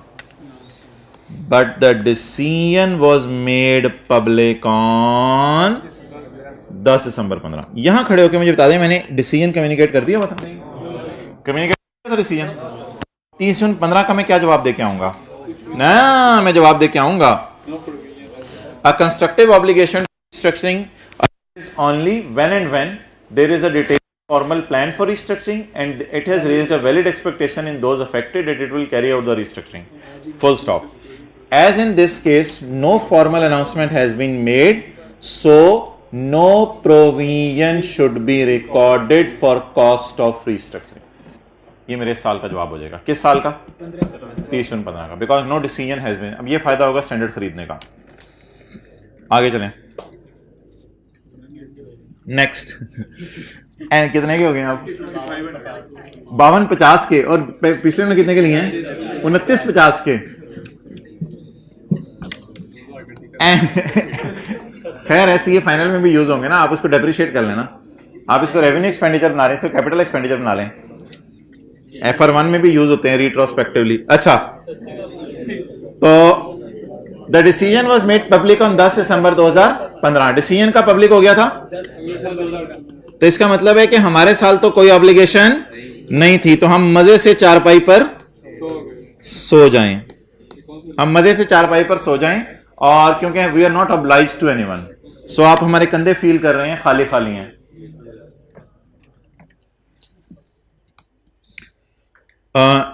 The decision was made public on 10 December 15। NL commences negotiation with Venus limited in March 16। March 16 में हमने वीनस को बुलाया। वीनस, वीनस तुम वीनस वीनस हो, इधर आओ। वीनस पसंद करोगे हमारा पूरा केमिकल डिवीजन? हमें लॉसेस आ रहे थे, तुम पसंद करोगे? वो कहेगा ऐसी की तैसी तुम्हें लॉसेस आ रहे थे, मैं खरीदने को तैयार हूं। तो मार्च 16 में हमने बायर को बुला लिया। हम सेलर होंगे और वो बायर होगा। Sale was finally executed on 31 July 16 और अगले साल बिक गया डिवीजन। यही तो कॉन्सेप्ट होगा कि हमारे साल खड़े हुए हम लायबल फील करे होंगे पैसे देने के। बिका कब? अगले साल। डिवीजन क्लोज हमारे सवालों में आमतौर पे करवाया करेगा अगले साल। अगले साल डिवीजन बंद हो गया 31 जुलाई, ये तो क्या तारीख थी 30/16, अगले साल डिवीजन क्लोज हो गया। जैसे मैंने अभी 2 महीने बाद करवाया था ना, इन्होंने 1 महीने बाद किया। लेकिन मुझे बताएं मैं इधर लाइबिलिटी बुक क्यों करूंगा, क्योंकि अनाउंस कर चुका हूं ना, अनाउंस कर चुका हूं। तो what is liability? When there is a past event to be made payment in future, यही तो लाइबिलिटी होती है। बिजली का बिल क्या होता है, इधर आया इधर पे करेंगे, it is a liability. Rent क्या होता है, इधर बिल्डिंग इस्तेमाल की, पैसे नहीं दिए, अगले साल पे कर देंगे। लोन क्या होता है, इधर लिया इधर वापस कर देंगे। रिस्ट्रक्चरिंग क्या है, इधर ऐलान किया, अगले साल बेच के मजदूरों को पैसे दे देंगे। तो restructuring is very simple concept. तो इसका मतलब है हम यहां खड़े देखेंगे event is communication, past event is announcement, और पेमेंट अब ड्यू कब होगी हमारी, अगले साल 31, वो हमारी मर्जी है, हम 31 जुलाई को पेमेंट कर दें या रिक्वेस्ट करके अगस्त में सितंबर में पेमेंट्स कर दें। वो जैसे जैसे हमारे पास पैसे आते रहे हम एम्प्लॉयज को पेमेंट्स करते रहेंगे। 31 जुलाई को अल्लाह का शुक्र है केमिकल बनने बंद हो जाएंगे। तो यहां पे खड़े होकर मुझे बताएं what is past event, announcement, and payment is due on अगला साल, therefore we should feel liable, और पेमेंट कर दी एम्प्लॉयज को। इस लायबिलिटी का नाम क्या होता है, रिस्ट्रक्चरिंग की provision. Cost incurred during July and August, जबरदस्त सवाल है। Cost incurred during July and August, यानी कि खर्चा एक्चुअली पे कब किया, अगले साल, जुलाई और अगस्त। इसीलिए तो यहां खड़े होकर क्या फील करेंगे। चलें जी, जुलाई और अगस्त में जरा देखते हैं क्या खर्चे हुए। हो सकता है जुलाई में शुरू में एम्प्लॉयज को निकालने लग गए हों, 15-16 जुलाई को 4-5 बंदों को बुलाया, आप कल से ना ही आए, ये पकड़े पैसे जाएं। फिर 18-19 जुलाई को आप भी आ जाएं, सारे जाएं, खाना खा रहे थे वो, इतना ही खाना खा के जाएं। तो आहिस्ता आहिस्ता हमने जुलाई अगस्त में लोगों को निकालना शुरू कर दिया। और 31 जुलाई को वीनस को हमने केमिकल डिवीजन में से बेच भी देना है। Following cost and income in July and August, समझ आई बात। जुलाई अगस्त का मतलब, जुलाई अगस्त में ये खर्चे हुए, कौन सा जी, redundancy cost. Is it a part of provision as per para number 79? No, as per para number 80। Para 80 की रोशनी में यह लाइबिलिटी है। डन हो गया। अगला खर्चा कौन सा हुआ है, जुलाई अगस्त में हो रहे हैं, जुलाई अगस्त में हो रहे हैं खर्चे, अगले साल हो रहे हैं। स्टार्टिंग फॉर रीलोकेशन टू, कुछ को निकाल के बैटरी में डाल दिया कुछ को निकाल के बैटरी वाले डिवीजन में डाल दिया। इसमें कौन लिखे, 81, कौन सा वाला, रीट्रेनिंग या रीलोकेशन, रीट्रेनिंग। पैरा नंबर 81 लिख के आएंगे, लेकिन इसकी लाइबिलिटी बुक नहीं करेंगे, लाइबिलिटी बुक नहीं करेंगे। आगे बताएं जी। ऑपरेटिंग लॉसेस फ्रॉम, करेंगे ऑपरेटिंग लॉसेस फ्रॉम यकम July till closure, operating losses from यकम जुलाई टिल क्लोजर। मैंने तो आपको कहा था फ्यूचर ऑपरेटिंग लॉसेस, इसने तो फ्यूचर का लफ्ज लिखा ही नहीं। ऑपरेटिंग लॉसेस फ्रॉम यकम जुलाई टिल क्लोजर, इसने तो फ्यूचर का लफ्ज लिखा ही नहीं। भाई मैं यहां खड़ा हूं ना, तो यकम जुलाई तो फ्यूचर है। ऑपरेटिंग लॉसेस फ्रॉम यकम जुलाई, ये एनआरवी लॉस है, या ऑपरेट करेंगे तो लॉस आएगा, यानी कोई चीजें बनाएंगे तो लॉस आएगा, ना बनाए तो नहीं लॉस आएगा। तो अब फ्यूचर का कैसे पता चल रहा है, मुझे पहले ये समझा दें। फ्रॉम यकम जुलाई टिल क्लोजर, 30 जून को खड़े होके तो मेरे लिए फ्यूचर ही है ना, फ्रॉम यकम जुलाई टिल क्लोजर। तो ये लॉस आ गए हैं या यकम जुलाई के बाद आएंगे, कब आएंगे, जब ऑपरेट करेंगे। और अगर ऑपरेट तो ये लॉस नहीं आएंगे। These losses can be avoided, no problem at all. 2 रुपए की भी प्रोविजन बनाने की जरूरत, जब कभी लॉस आएंगे इंशाल्लाह अगले साल बुक हो जाएंगे इंशाल्लाह, इन्ना लिल्लाह। अच्छा, जनरल एंट्रीज बता दें जी। जनरल एंट्रीज 30 जून 15 को बताएं। नो एंट्री, चलें ठीक है, नो जनरल एंट्री। इधर बताएं, प्रोविजन क्रेडिट कितने से 10.5। एक्सेलेंट। चलें जी तस्वीर खींच लें। ये कौन सा साल है और ये 30 जून 16 का साल।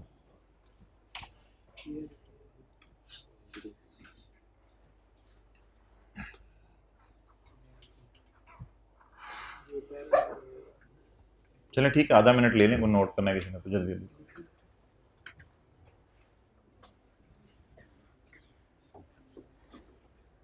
अगर फाइनल अकाउंट के सवाल में ये आ जाए मिसाल के तौर पे 30 जून 16 वाला साल, तो क्या एंट्री करके आएंगे?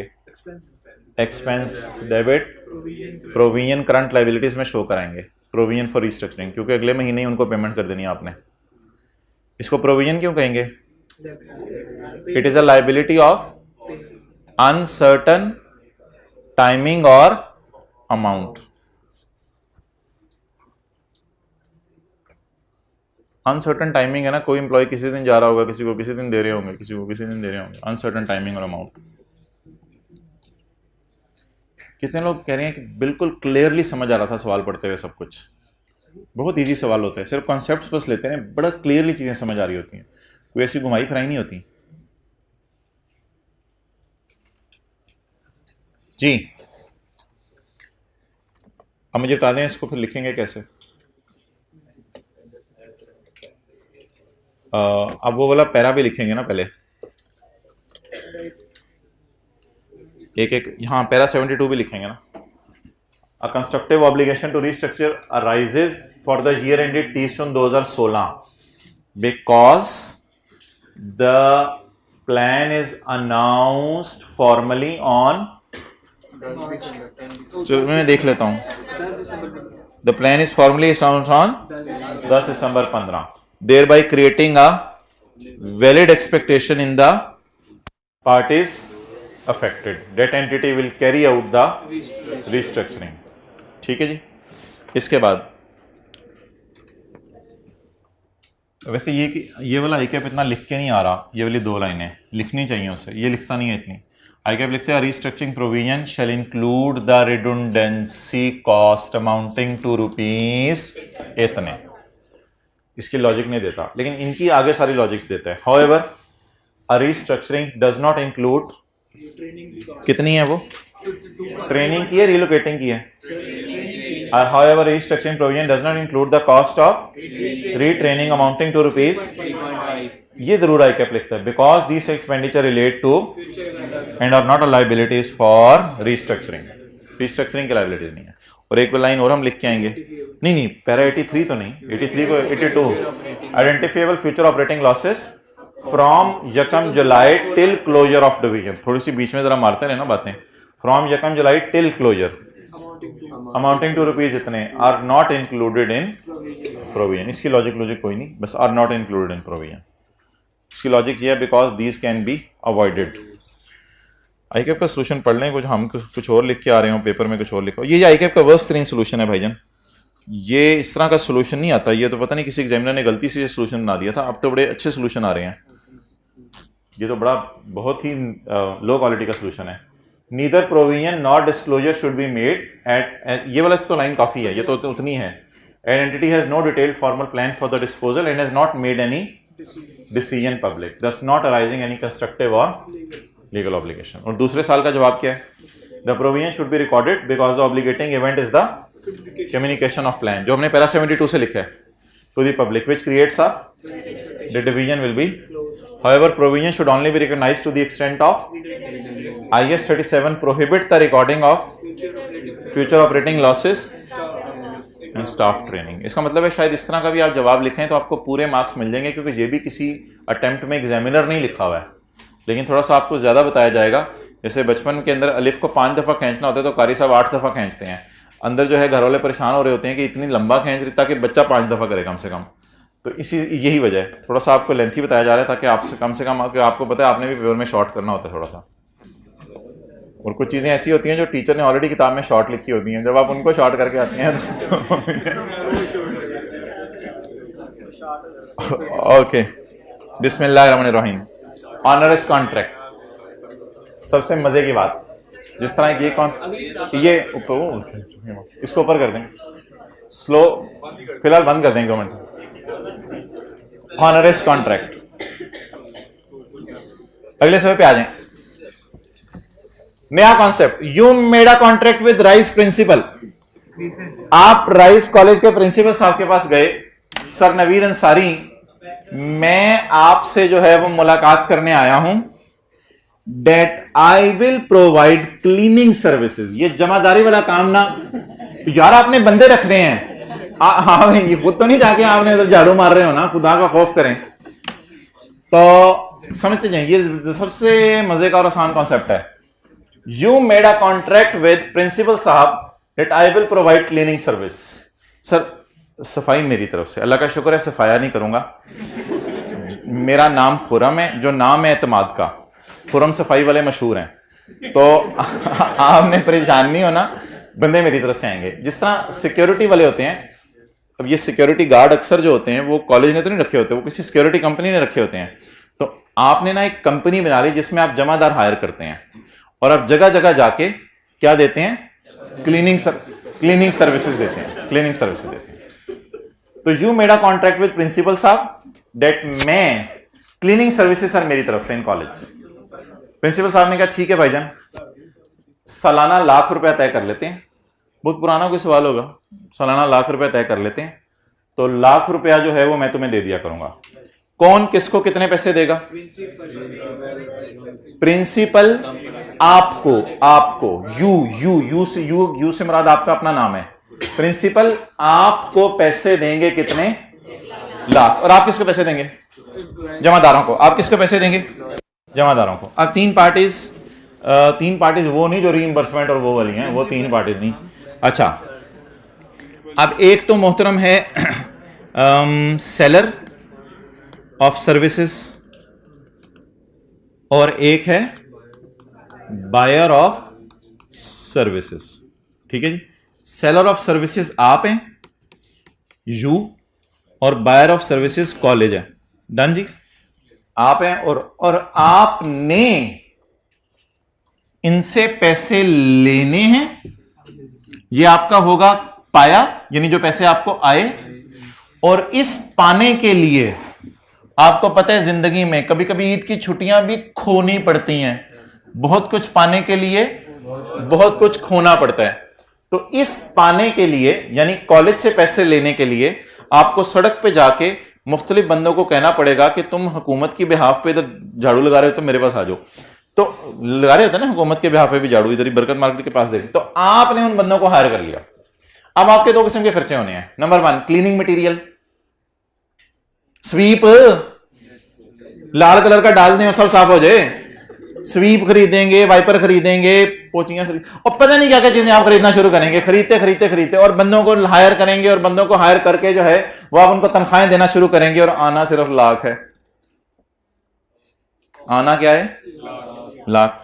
When you came home, अल्लाह का शुक्र है सारे घर आते हैं। When you came home, जब आप घर आए, you estimated your costs. आपने कहा बंदे भी रखने हैं, वाइपर भी खरीदने हैं, ये भी करना है, वो भी करना है। अम्मी ने कहा बेटा क्या हुआ है? अम्मी बंदे ही 90,000 मांग रहे हैं, और वाइपर, क्लीनिंग मटेरियल और जबर वो सारी चीजें मिला। अम्मी मैं गया। बेटा ठहर जा। अम्मी मैं गया अम्मी। तो मेरा तो खर्चा कितना हो जाना है? मिलना कितना है? और नुकसान नहीं, खर्चा कितना होना है? 160। तो मिलने लाख और खर्चा कितना होना है? 160। सही कॉन्ट्रैक्ट पकड़ा या गलत कॉन्ट्रैक्ट पकड़ा है? इसकी एक और मिसाल चले आपको देता हूं। आप ताजा सीए कर रहे हैं, आपको एक दिमाग के अंदर मसला आया, आपने क्या कहा? आपने कहा यार मैं कमाना शुरू करता हूं। तो आप जो है वो किसी जनरल स्टोर पे चले गए और उसको जाके कहा यार आपकी अकाउंटिंग मैं कर देता हूं।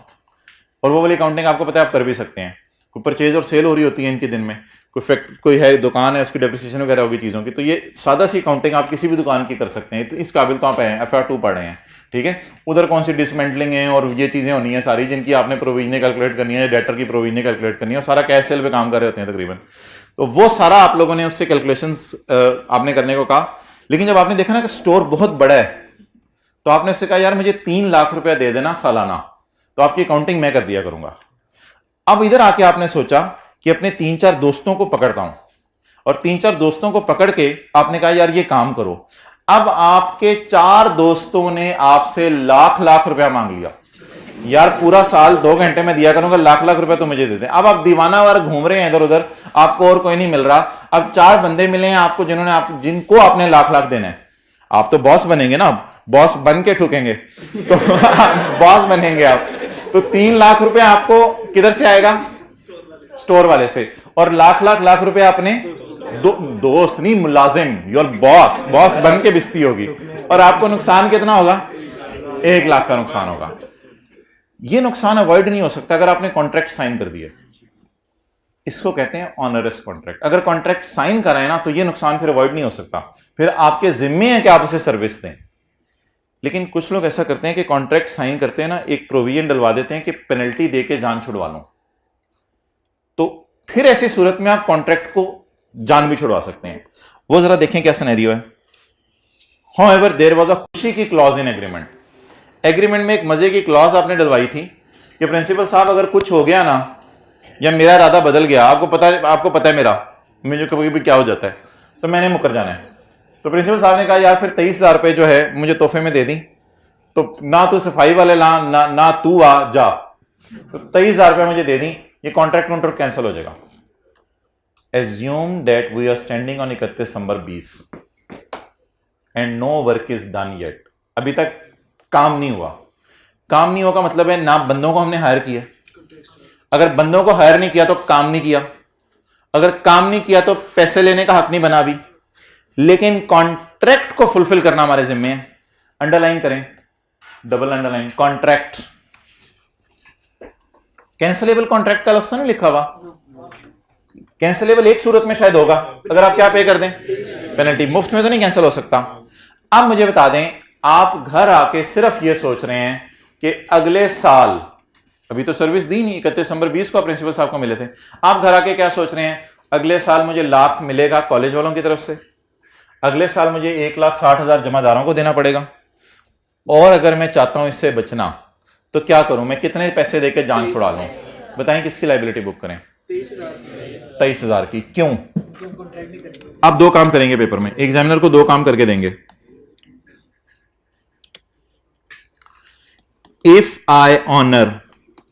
इफ आई ये डिसीजन मेकिंग टाइप कोई चीज है, एंड इफ आई कैंसल, अगर मैं ऑनर करता हूं तो इनफ्लो 1 लाख, और इस इनफ्लो को कमाने के लिए आउटफ्लो 1,60,000, तो 60 का लॉस आ रहा है। इस 60 को मैं कहूंगा आउटफ्लो। नेट आउटफ्लो वैसे अच्छा नाम है इसका, लेकिन आउटफ्लो। अगर मैं कैंसिल करता हूं तो प्रिंसिपल साहब से मुझे कितना आएगा? प्रिंसिपल साहब से मैं कितना पे करूंगा जुर्माना? 23। मेरा कितना आउटफ्लो होगा? 23। 60 का नुकसान पसंद करेंगे, 23 का? 60 का। ये को दीवाना बैठा हुआ है क्लास में, भाईजान उठो जाओ। 60 का नुकसान बर्दाश्त करेंगे, 23 का? 23 का। तो भाईजान असूल है लोअर ऑफ, ये असूल है जी। 2 कैलकुलेशंस किया करेंगे, लोअर ऑफ की लाइबिलिटी बुक किया करेंगे। एंट्री बता दें। 31 दिसंबर 20 को खड़े होके एंट्री होगी, expense debit, provision for onerous contract credit. इस कॉन्ट्रैक्ट का नाम ऑनरस कॉन्ट्रैक्ट बन जाएगा। ऐसा कॉन्ट्रैक्ट जिसके फायदे कम है और नुकसानात ज्यादा है। अमाउंट बता दें। एक्सपेंस डेबिट प्रोविजन, नोट कर लेंगे।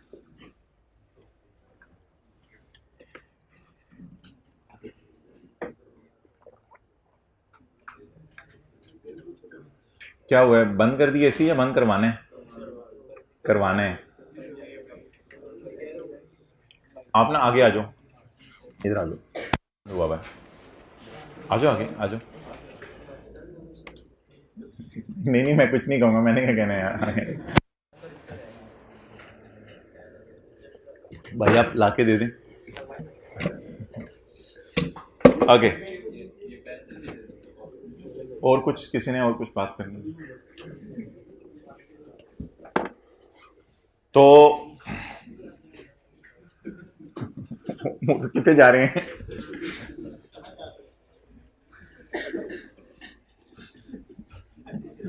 सारे फैसलाबादी इधर आ गए हैं। ओके, ट्राई करें जी अगला सवाल, स्क्रीन से देखें। अच्छा आप नोट कर रहे थे, कर लें। हुआ भाई ये सारा इसी तरह नोट? सुस्तियां जो है ना बंदे को। पढ़ेंगे अगला सवाल। सॉल्यूशन मैंने छुपा दिया, तो छुपा छुपा के ना रखो से तेरा आईना है वो आईना। चलें जी जल्दी पढ़ें, ट्राई करें फिगर्स निकालने की। 29 दिसंबर 2018, साल खत्म होने से 3-4 दिन पहले, 31 दिसंबर कर लेना, 31 December we entered into a 3-year non cancellable lease. 3 साल की नॉन कैंसिलेबल लीज ले लिया है। मिसाल के तौर पे मैंने जो है वो 29 दिसंबर को सोचा कि मैं जेट त्यारे पे कॉलेज आया करूंगा, तो मैंने जो है वो जेट त्यारे की नॉन कैंसिलेबल लीज कर ली, विच स्टार्ट फ्रॉम 1 जनवरी 19, और मुझे एसेट मिलना है 1 जनवरी 19 को। ऑन 31 दिसंबर 18 मैंने रियलाइज किया कि जेट त्यारा मेरे से उड़ नहीं रहा, तो ये कॉलेज कैसे पहुंचेगा। तो we realise that this is of no use. और इधर उधर ने लोगों ने पंगे पंगे डाले, लोगों ने कहा भाईजान तुम्हारे घर जेट तैयार है, मौलवी साहब ये अच्छी बात नहीं है, ये बाकियों के दिल में लालच, ये खत्म। अब मैं जाके उधर उनको कह रहा हूँ भाईजान मेरी लीज कैंसिल करो, उन्होंने कहा पढ़ो। मैं कह रहा हूं खुदा के लिए, कहते पढ़ो, नहीं कैंसिल हो सकती। अब ना मैं इधर का ना उधर का, इसी को तो कहते हैं ना मैं इधर का ना उधर का। क्या मतलब, उड़ाने को उड़ा नहीं सकता, पायलट हूं नहीं, उड़ाने को उड़ा नहीं सकता, और वापस करने को आऊं तो वो कह रहे हैं 3 साल की लीज है, annual rental is 3 lakh, effect of discounting is immaterial. वरना हम शायद पीवीज उसी तरह निकालते हैं जिस तरह निकालते हैं, effect of discounting is immaterial. नहीं फाड़ दें क्या मतलब? अच्छा अब पेनल्टी की अमाउंट बताएं। नहीं नहीं पेनल्टी पेनल्टी पेनल्टी साल में नहीं है, तो इसका मतलब है हो सकता है पेनल्टी की क्लॉज एग्रीमेंट में डली ना हो। अब मरता क्या ना करता मैं क्या करूंगा, हर साल 3 लाख दूंगा। पहले साल के एंड पे 3 लाख और फिर त्यारा देखूंगा, दूसरे साल के एंड पे 3 लाख त्यारा देखूंगा, सवारियां बिठा के किराया लूंगा, त्यारा देखूंगा, और तीसरे साल के एंड पे 3 लाख। तो अब मुझे फ्यूचर में कितना ठुकना नजर आ रहा है, 9 लाख का नुकसान नजर आ रहा है। चलें जी, इनफ्लो 0, जियारत करने के तो पैसे नहीं लगाऊंगा ना, या हो सकता है मैं इसको त्यारे को लगा दूं, बच्चों को कहूं भाईजान आके देख लिया करो 10 रुपए टिकट, तो वो इनफ्लो हो सकता है, हो सकता है, मेरा आपको मजाक नहीं है, तो वो इनफ्लो हो सकता है। टिकट लगा दी मैंने, वहां से कुछ आ गया, लेकिन वो भी इनफ्लो कितना का जाना है। 3 लाख रुपए मेरा किराया, तो बच्चों ने 50-60 रुपए साल के दे देने, मुझे और क्या देने। तो कैंसिल कैंसिल करने की कॉन्ट्रैक्ट में क्लॉज ही नहीं है। Expense debit provision credit. बड़े बड़े लायक आए और आके चले गए, आप लोग भी बड़े लायक बनते हैं, ये सवाल कर दें। 50 रुपए इनाम है, और आपके पास 3 मिनट है, और आप लोगों ने जो है वो हाथ खड़ा करना है।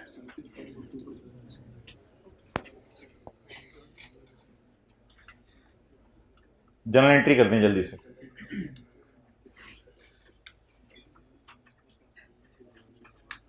प्लीज सॉल्यूशन ही देखना।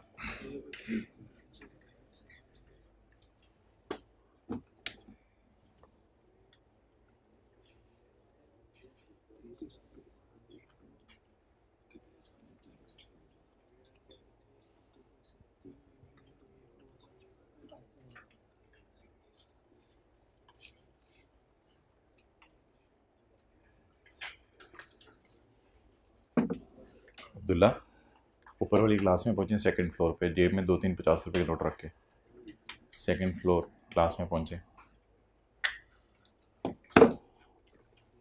50 रुपए का मतलब समझ लें, इधर देख लें, ये टाइम काउंट नहीं होगा 3 मिनट में। चलें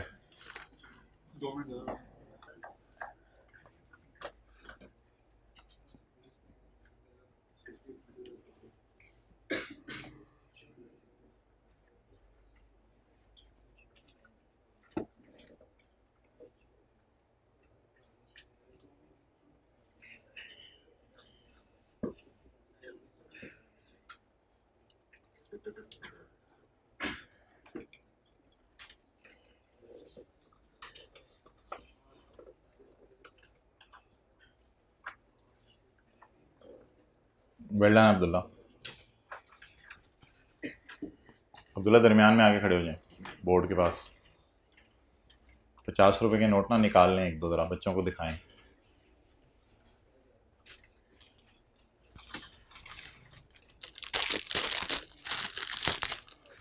चलें जल्दी, दरबारी टिक्का हो गया जी। क्या अमाउंट आई है? ठीक है, बस अब आप खामोश हो जाए। चलें अब अगले भाई की बारी। एक ने जवाब बता दिया जी।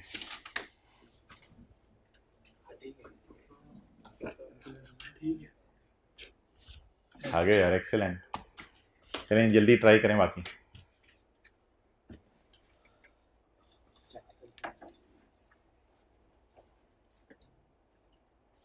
भैया दोनों अमाउंट्स मैंने आपकी देखनी है, यानी कि जिनमें से लोअर लिया है।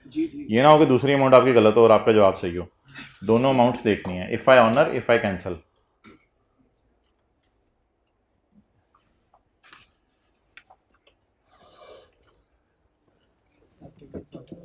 जी दूसरे साहब दोनों ठीक है।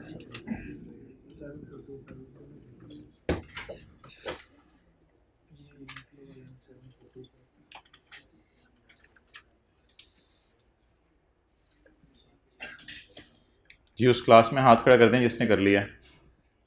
दूसरी क्लास में हाथ खड़ा करें। अब्दुल्ला इनका रजिस्टर लेके चेक करें जो हाथ खड़े करें। अच्छा जी, इधर वाले हजरात खड़े हो जाएं जिन्होंने कर लिया। चलो ठीक है, फिगर्स दिखा दो मुझे बस। ठीक है, टाइम ओवर हो गया। ऊपर आवाज़ पहुंचते हुए टाइम लगता है उनको 1 मिनट, आधा मिनट और है। ठीक है, good, well done. If cancellable कोई नहीं, गलत है। एक्सेलेंट, जबरदस्त। दो मिली भगत हो रही है इधर। 25-25 रुपए करने हैं यार, हाथ दोगी? हाँ ठीक है। अच्छा अब साथ वाले बबलू को जोड़ें। बेटा तुम्हें कभी कभी क्या हो जाता है? अब्दुल्ला उधर कितने लोग हैं? 1980 फिगर और 700 देखें रजिस्टर पे।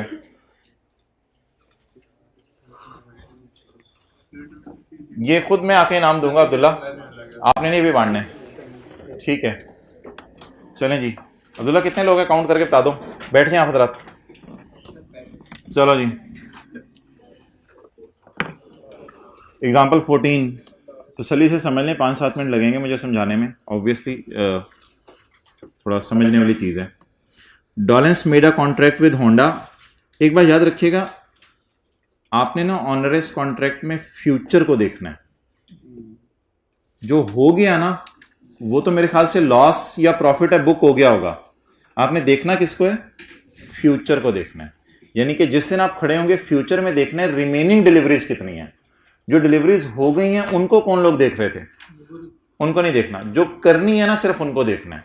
तो पहली तो बात ये होगी, क्योंकि जो मेरे ख्याल से डिलीवरीज हो गई होंगी उन पे तो लॉस ऑलरेडी रिकॉर्ड हो गया होगा। तो लाइबल किसके लिए फील करेंगे? जो लॉस होना है या हो चुका है? होना है। हमारा ईयर एंड क्या है? उससे पीछे प्रॉफिट आ रहा हो मुझे नहीं पता जी। हमारा ईयर एंड क्या है? 31 December 15। Okay 31 December 16। Dawlance made a contract with Honda. Dawlance ने होंडा के साथ एक कॉन्ट्रैक्ट किया है to supply 5 AC। To supply 5 AC। Dawlance ने कहा मैं तुम्हें 5 AC दूंगा पर मंथ, हर महीने 5 AC दूंगा फॉर 33। इज इट पाया और खोया? यानी इनफ्लो या आउटफ्लो? पाया, जो मुझे पैसे आएंगे। तो मैं तुम्हें, डॉलेंस ने वादा किया है कि मैं तुम्हें एसी बेचूंगा 33,000 का पर यूनिट फॉर 3 years, मुसलसल 3 साल तक। अच्छा 3 साल में वैसे कितने महीने बनते हैं? 1 साल में कितने महीने बनते हैं? 12। 2 साल में 24 और 3 साल में। डॉलेंस ने होंडा से मुसलसल 36 महीने हर महीने 5 एसी बेचने का वायदा कर लिया। पहली डिलीवरी कब होनी है? अक्टूबर में। All deliveries till December were made on time. अक्टूबर वाली डिलीवरी हो गई, नवंबर वाली हो गई, दिसंबर वाली हो गई। कितनी डिलीवरीज हो गई? 3। टोटल कितने महीने हैं? 36 में से कितने महीनों का स्टॉक डिलीवर हो गया? 3 का। डिलीवरीज सारी गेम 33 डिलीवरीज की है। On 31 December 16 due to increase in prices of material, अब ये खोए की साइड पे जाने लगा, यानी जो पैसे गए आपकी जेब से। Due to increase in price of material in local market Dawlance manufacturing cost will increase in future. अच्छा, इसको आपने ये नहीं कहना अवॉइडेबल है, इधर कॉन्ट्रैक्ट करके फंस चुके हैं, इससे फ्यूचर ऑपरेटिंग लॉस नहीं कहना। किसी के दिन में आ रहा था फ्यूचर ऑपरेटिंग लॉस? ये इतना नहीं सोचते आप, चले खैर है। फिर ये ऑपरेटिंग लॉस नहीं है because it can not be avoided. Future operating loss वो होते हैं जो आपका फ्यूचर के अंदर अवॉइड हो सके। ये तो आप कॉन्ट्रैक्ट करके फंस चुके हैं, तो इसको ये नहीं कहना ये फ्यूचर ऑपरेटिंग लॉस है, ये तो कॉन्ट्रैक्ट करके फंस चुके हैं आप। तो अब on 31 December 16 due to price increase in prices of material, Dawlance सोच रहे कि चीजें बड़ी महंगी हो जानी है। फ्रॉम 17, यानी वही जो हमारा अगला साल है, from 17 manufacturing cost will be 45। ये क्या है? खोया, जो मैं खोऊंगा फ्यूचर में, यानी मेरी जेब से जो पैसे जाएंगे। खोए को आप लॉस ना समझें, इसको आउटफ्लो और इसको inflow. There was a clause in the contract, clause को फारक करें, अभी सबर करें। मैं कहां खड़ा हूं? 31 दिसंबर 16 में कौन सी डिलीवरी हो गई है? अक्टूबर की हो गई है, नवंबर की हो गई है डिलीवरी, दिसंबर की हो गई है, बाकी डिलीवरीज कितनी पड़ी हैं? 33। तो यहां खड़े होकर मैं क्या सोचूं, कितने महीने तक मैंने पैसे देते रहना है? बोले बोले, कितने महीने तक मैंने चीजें बेचती रहना है? 33 महीने तक। और मुझे पैसे आएंगे कितने? इन फ्लो 33 महीने तक 5 एसियों के कितने? 33,000। यार तकरीबन कोई 700-800 रुपए ले आओ। अच्छा, और आउटफ्लो 33 इंटू 5 एसी, ये पैसे बढ़ते रहेंगे जैसे जैसे ईद करीब आ रही है। हो सकता है कल 60 रुपए हो। अच्छा, 33 इंटू 10 रुपए के लिए मैं क्लास में हूँ, इस तरह ना सोचा करें।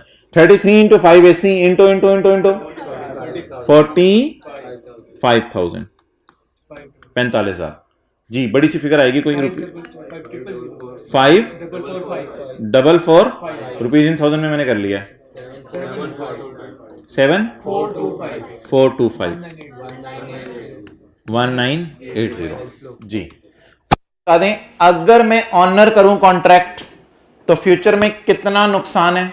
1980। और अगर मैं ऑनर ना करूं बल्कि कैंसल कर दूं तो फ्यूचर में कितना नुकसान है?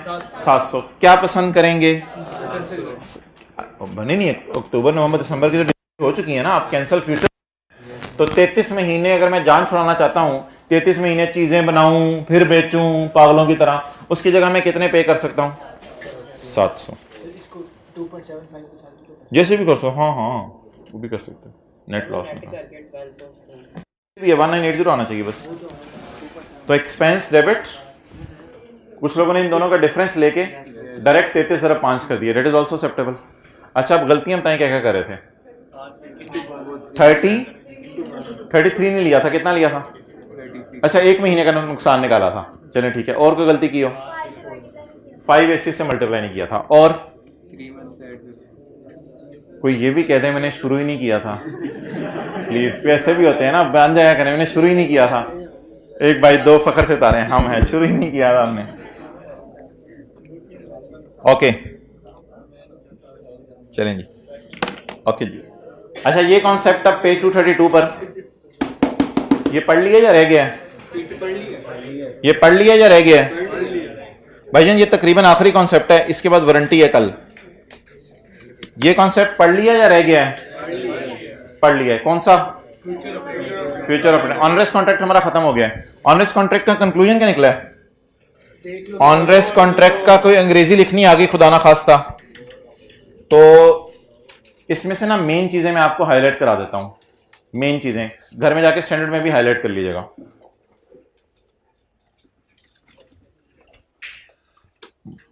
Many contracts can be cancelled without paying compensation to other party।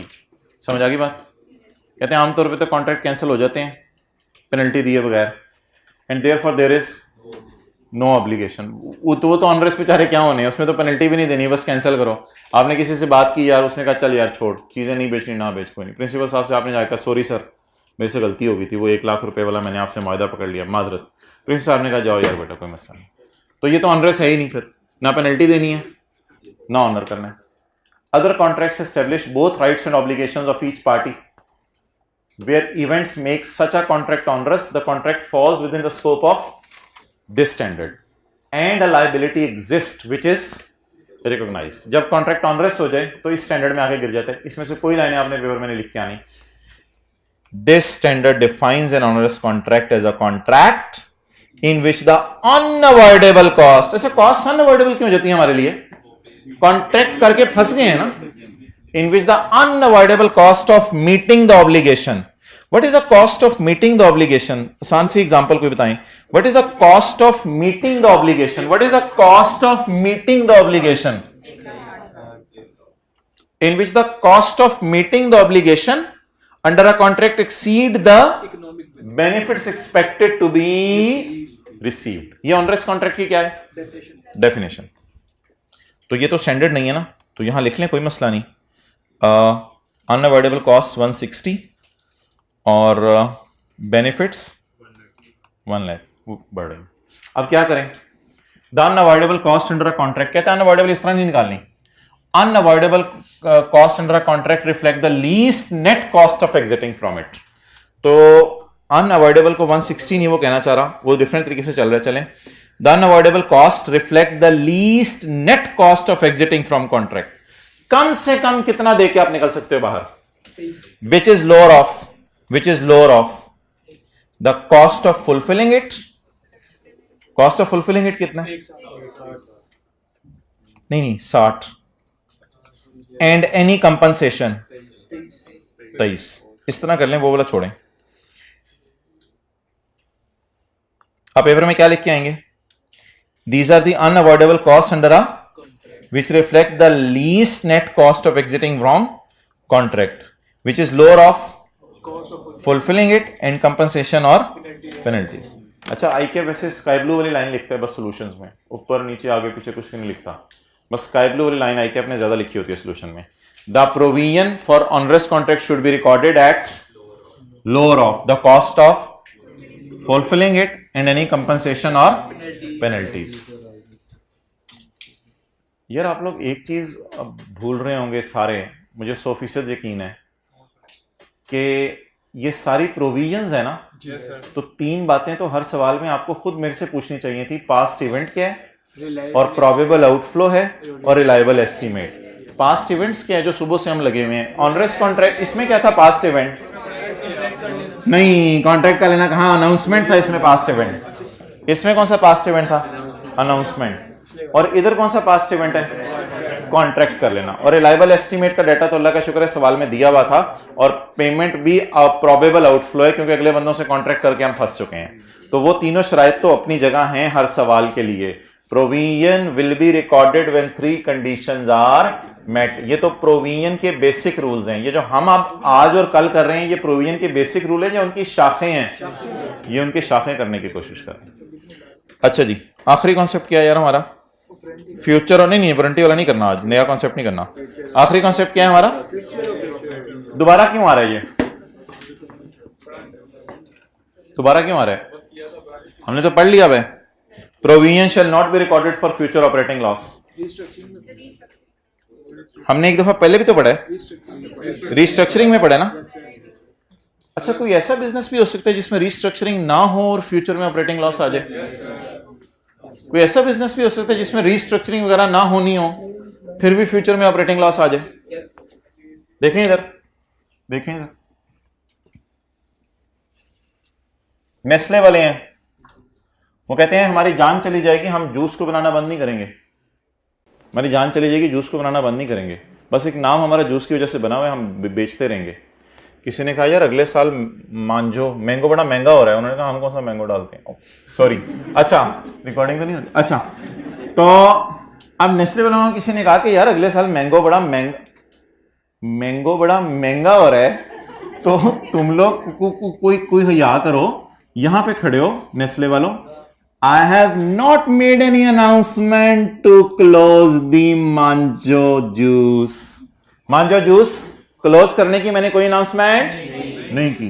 Is it a restructuring type scenario या नॉर्मल बिजनेस है कोई? तो नॉर्मल बिजनेस के लिए भी तो फ्यूचर ऑपरेटिंग लॉस जरा मुझे पढ़ाने दें. फीस दी हुई आपने. नॉर्मल बिजनेस के लिए भी तो फ्यूचर ऑपरेटिंग लॉस हो सकता है. तो मुझे यहां खड़े होकर किसी ने बताया, नेस्ले वालों ने, कि यार जूस का डिवीजन ना अगले साल आपने कितने जूस के डब्बे बनाने हैं. हमने कहा बेस्ड ऑन पास्ट एक्सपीरियंस कम से कम 7 लाख डब्बे तो मैं बनाऊंगा जूस के. 7 लाख डब्बे तो मैं इंशाल्लाह प्रोड्यूस करूंगा. पड़े हुए अगर वो सस्ते बिकने, वो मैं बात नहीं कर रहा, वो कहना भी लॉस टाइप चीज होगी. तो यहां खड़े होकर मुझे फ्यूचर में क्या नजर आ रहा है? 7 लाख डब्बे बनाऊंगा, बनाकर बेचूंगा, और मेरा कोई इरादा नहीं इस डिवीजन को क्लोज करने का. तो आपने नेस्ले वालों को मशवरा दिया, यार इसकी लायबिलिटी बुक कर लो. ये 7 लाख डब्बे जो हैं इनकी लायबिलिटी बुक कर लो. क्या सेल करने हैं आपने 70 के, और आपकी कॉस्ट आनी है इन पे 72, तो 2 रुपए जरब 7 लाख डब्बे, इसकी लायबिलिटी बुक कर लो. बोले लायबिलिटी बुक होगी? ये लॉस अवॉइड हो सकता है. लेकिन अगर किसी से कॉन्ट्रैक्ट कर लिया 7 लाख डब्बे बेचने का, और वो कॉन्ट्रैक्ट बाइंडिंग है, और वो 7 लाख डब्बे बेचने ही बेचने हैं, फिर ये क्या बन जाएगा? फ्यूचर ऑपरेटिंग लॉस या ऑनरेस? थोड़ा समझ आ रहा है चीजों में फर्क? फ्यूचर ऑपरेटिंग लॉस और ऑनरेस कॉन्ट्रैक्ट में जल्दी बताएं. फ्यूचर ऑपरेटिंग लॉस और ऑनरेस कॉन्ट्रैक्ट में बारीक सा फर्क समझ आया? नेस्ले वाले अगले साल, अच्छा मुझे ये बताएं, आपसे कॉलेज वालों ने कोई माहिदा किया हुआ कि अगले सेशन में पढ़ाएंगे आपको? कोई माहिदा किया हुआ है? कोई आपने फीस जमा करा दी और कोई एग्रीमेंट साइन हो गया, कोई माहिदा किया हुआ है? अब अगर कॉलेज वालों को खड़े होकर आप कहते हैं जी अगले सेशन में मुझे लग रहा है आपको लॉस आना है, is it a future operating loss or is it an onerous contract?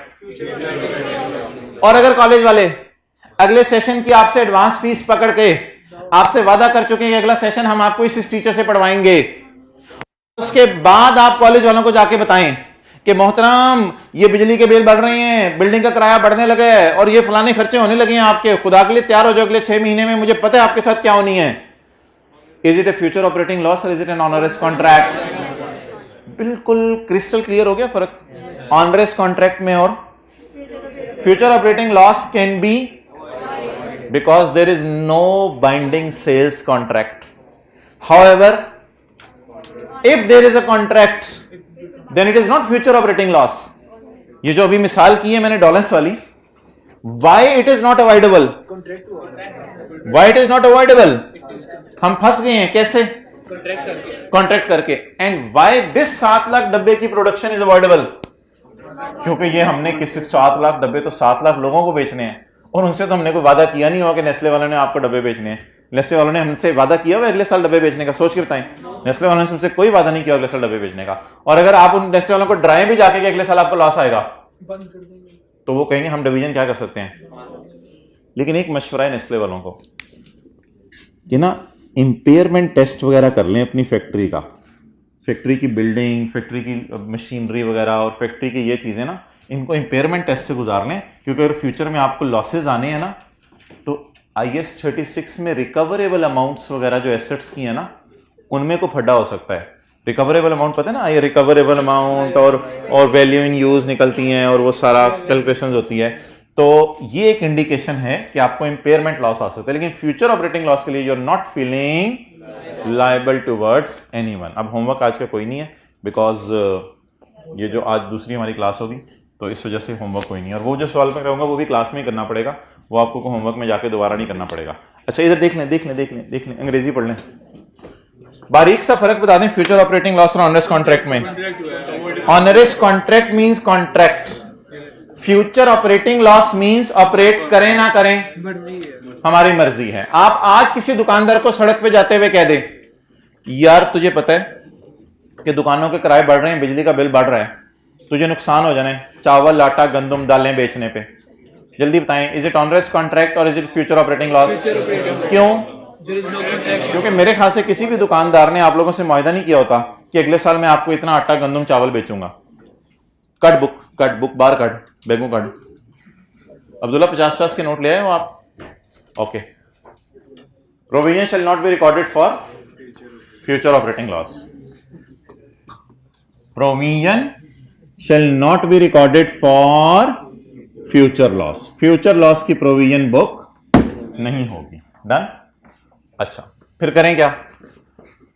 Future operating loss do not meet the definition of liability. Future operating loss liability की डेफिनेशन को मीट नहीं करता. और प्रोविजन के क्राइटेरिया जो 14 para 14 में वो criteria लिखा हुआ है, past event, probable outflow, reliable estimate. तो कहता है ये कुछ भी नहीं है. चलिए ये लाइन तो छोड़ें, ये लाइन आप इतनी सी लिखाइएगा. अगर पेपर में कभी आ गया ना तो ये लाइन इतनी सी लिखाइएगा. फ्यूचर ऑपरेटिंग लॉस की प्रोविजन नहीं होती और future operating loss do not meet the definition of liability. अभी मैं आपको डायग्राम बनाने दूंगा. इधर 65 वाली लाइन बता दें जो अक्सर बच्चे इसमें मिस कराते हैं और आईकैप के सोल्यूशन में जरूर लिखी होती है. An expectation of future operating is an indication that certain assets of the operation. Operation क्या मतलब? जो जूस वाले operations may be an entity test those assets for impairment under IAS 36. तो ये जगह है ना, यहां पे आप ना ये बनाएं और बता दें 14 लाख की एंट्री. सर 14 लाख कहां से आ गया? 14 लाख कहां से आ गया? 2007 लाख की general entry, no general entry. क्योंकि आपको नेस्ले का बिजनेस पता है, उन्होंने हमारे से मुआहदे नहीं किए हुए जूस के डब्बे बेचने के. No general entry. 2007 lakh. This is future operating loss. Conclusion, no provision and test impairment. Impairment test से इनको गुजारे.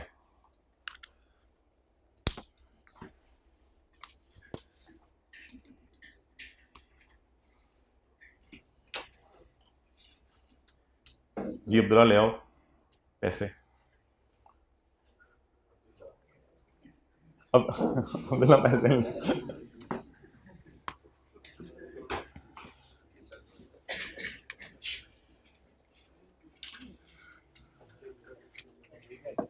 ठीक है जी, इंशाल्लाह 3:15 बजे मिलते हैं.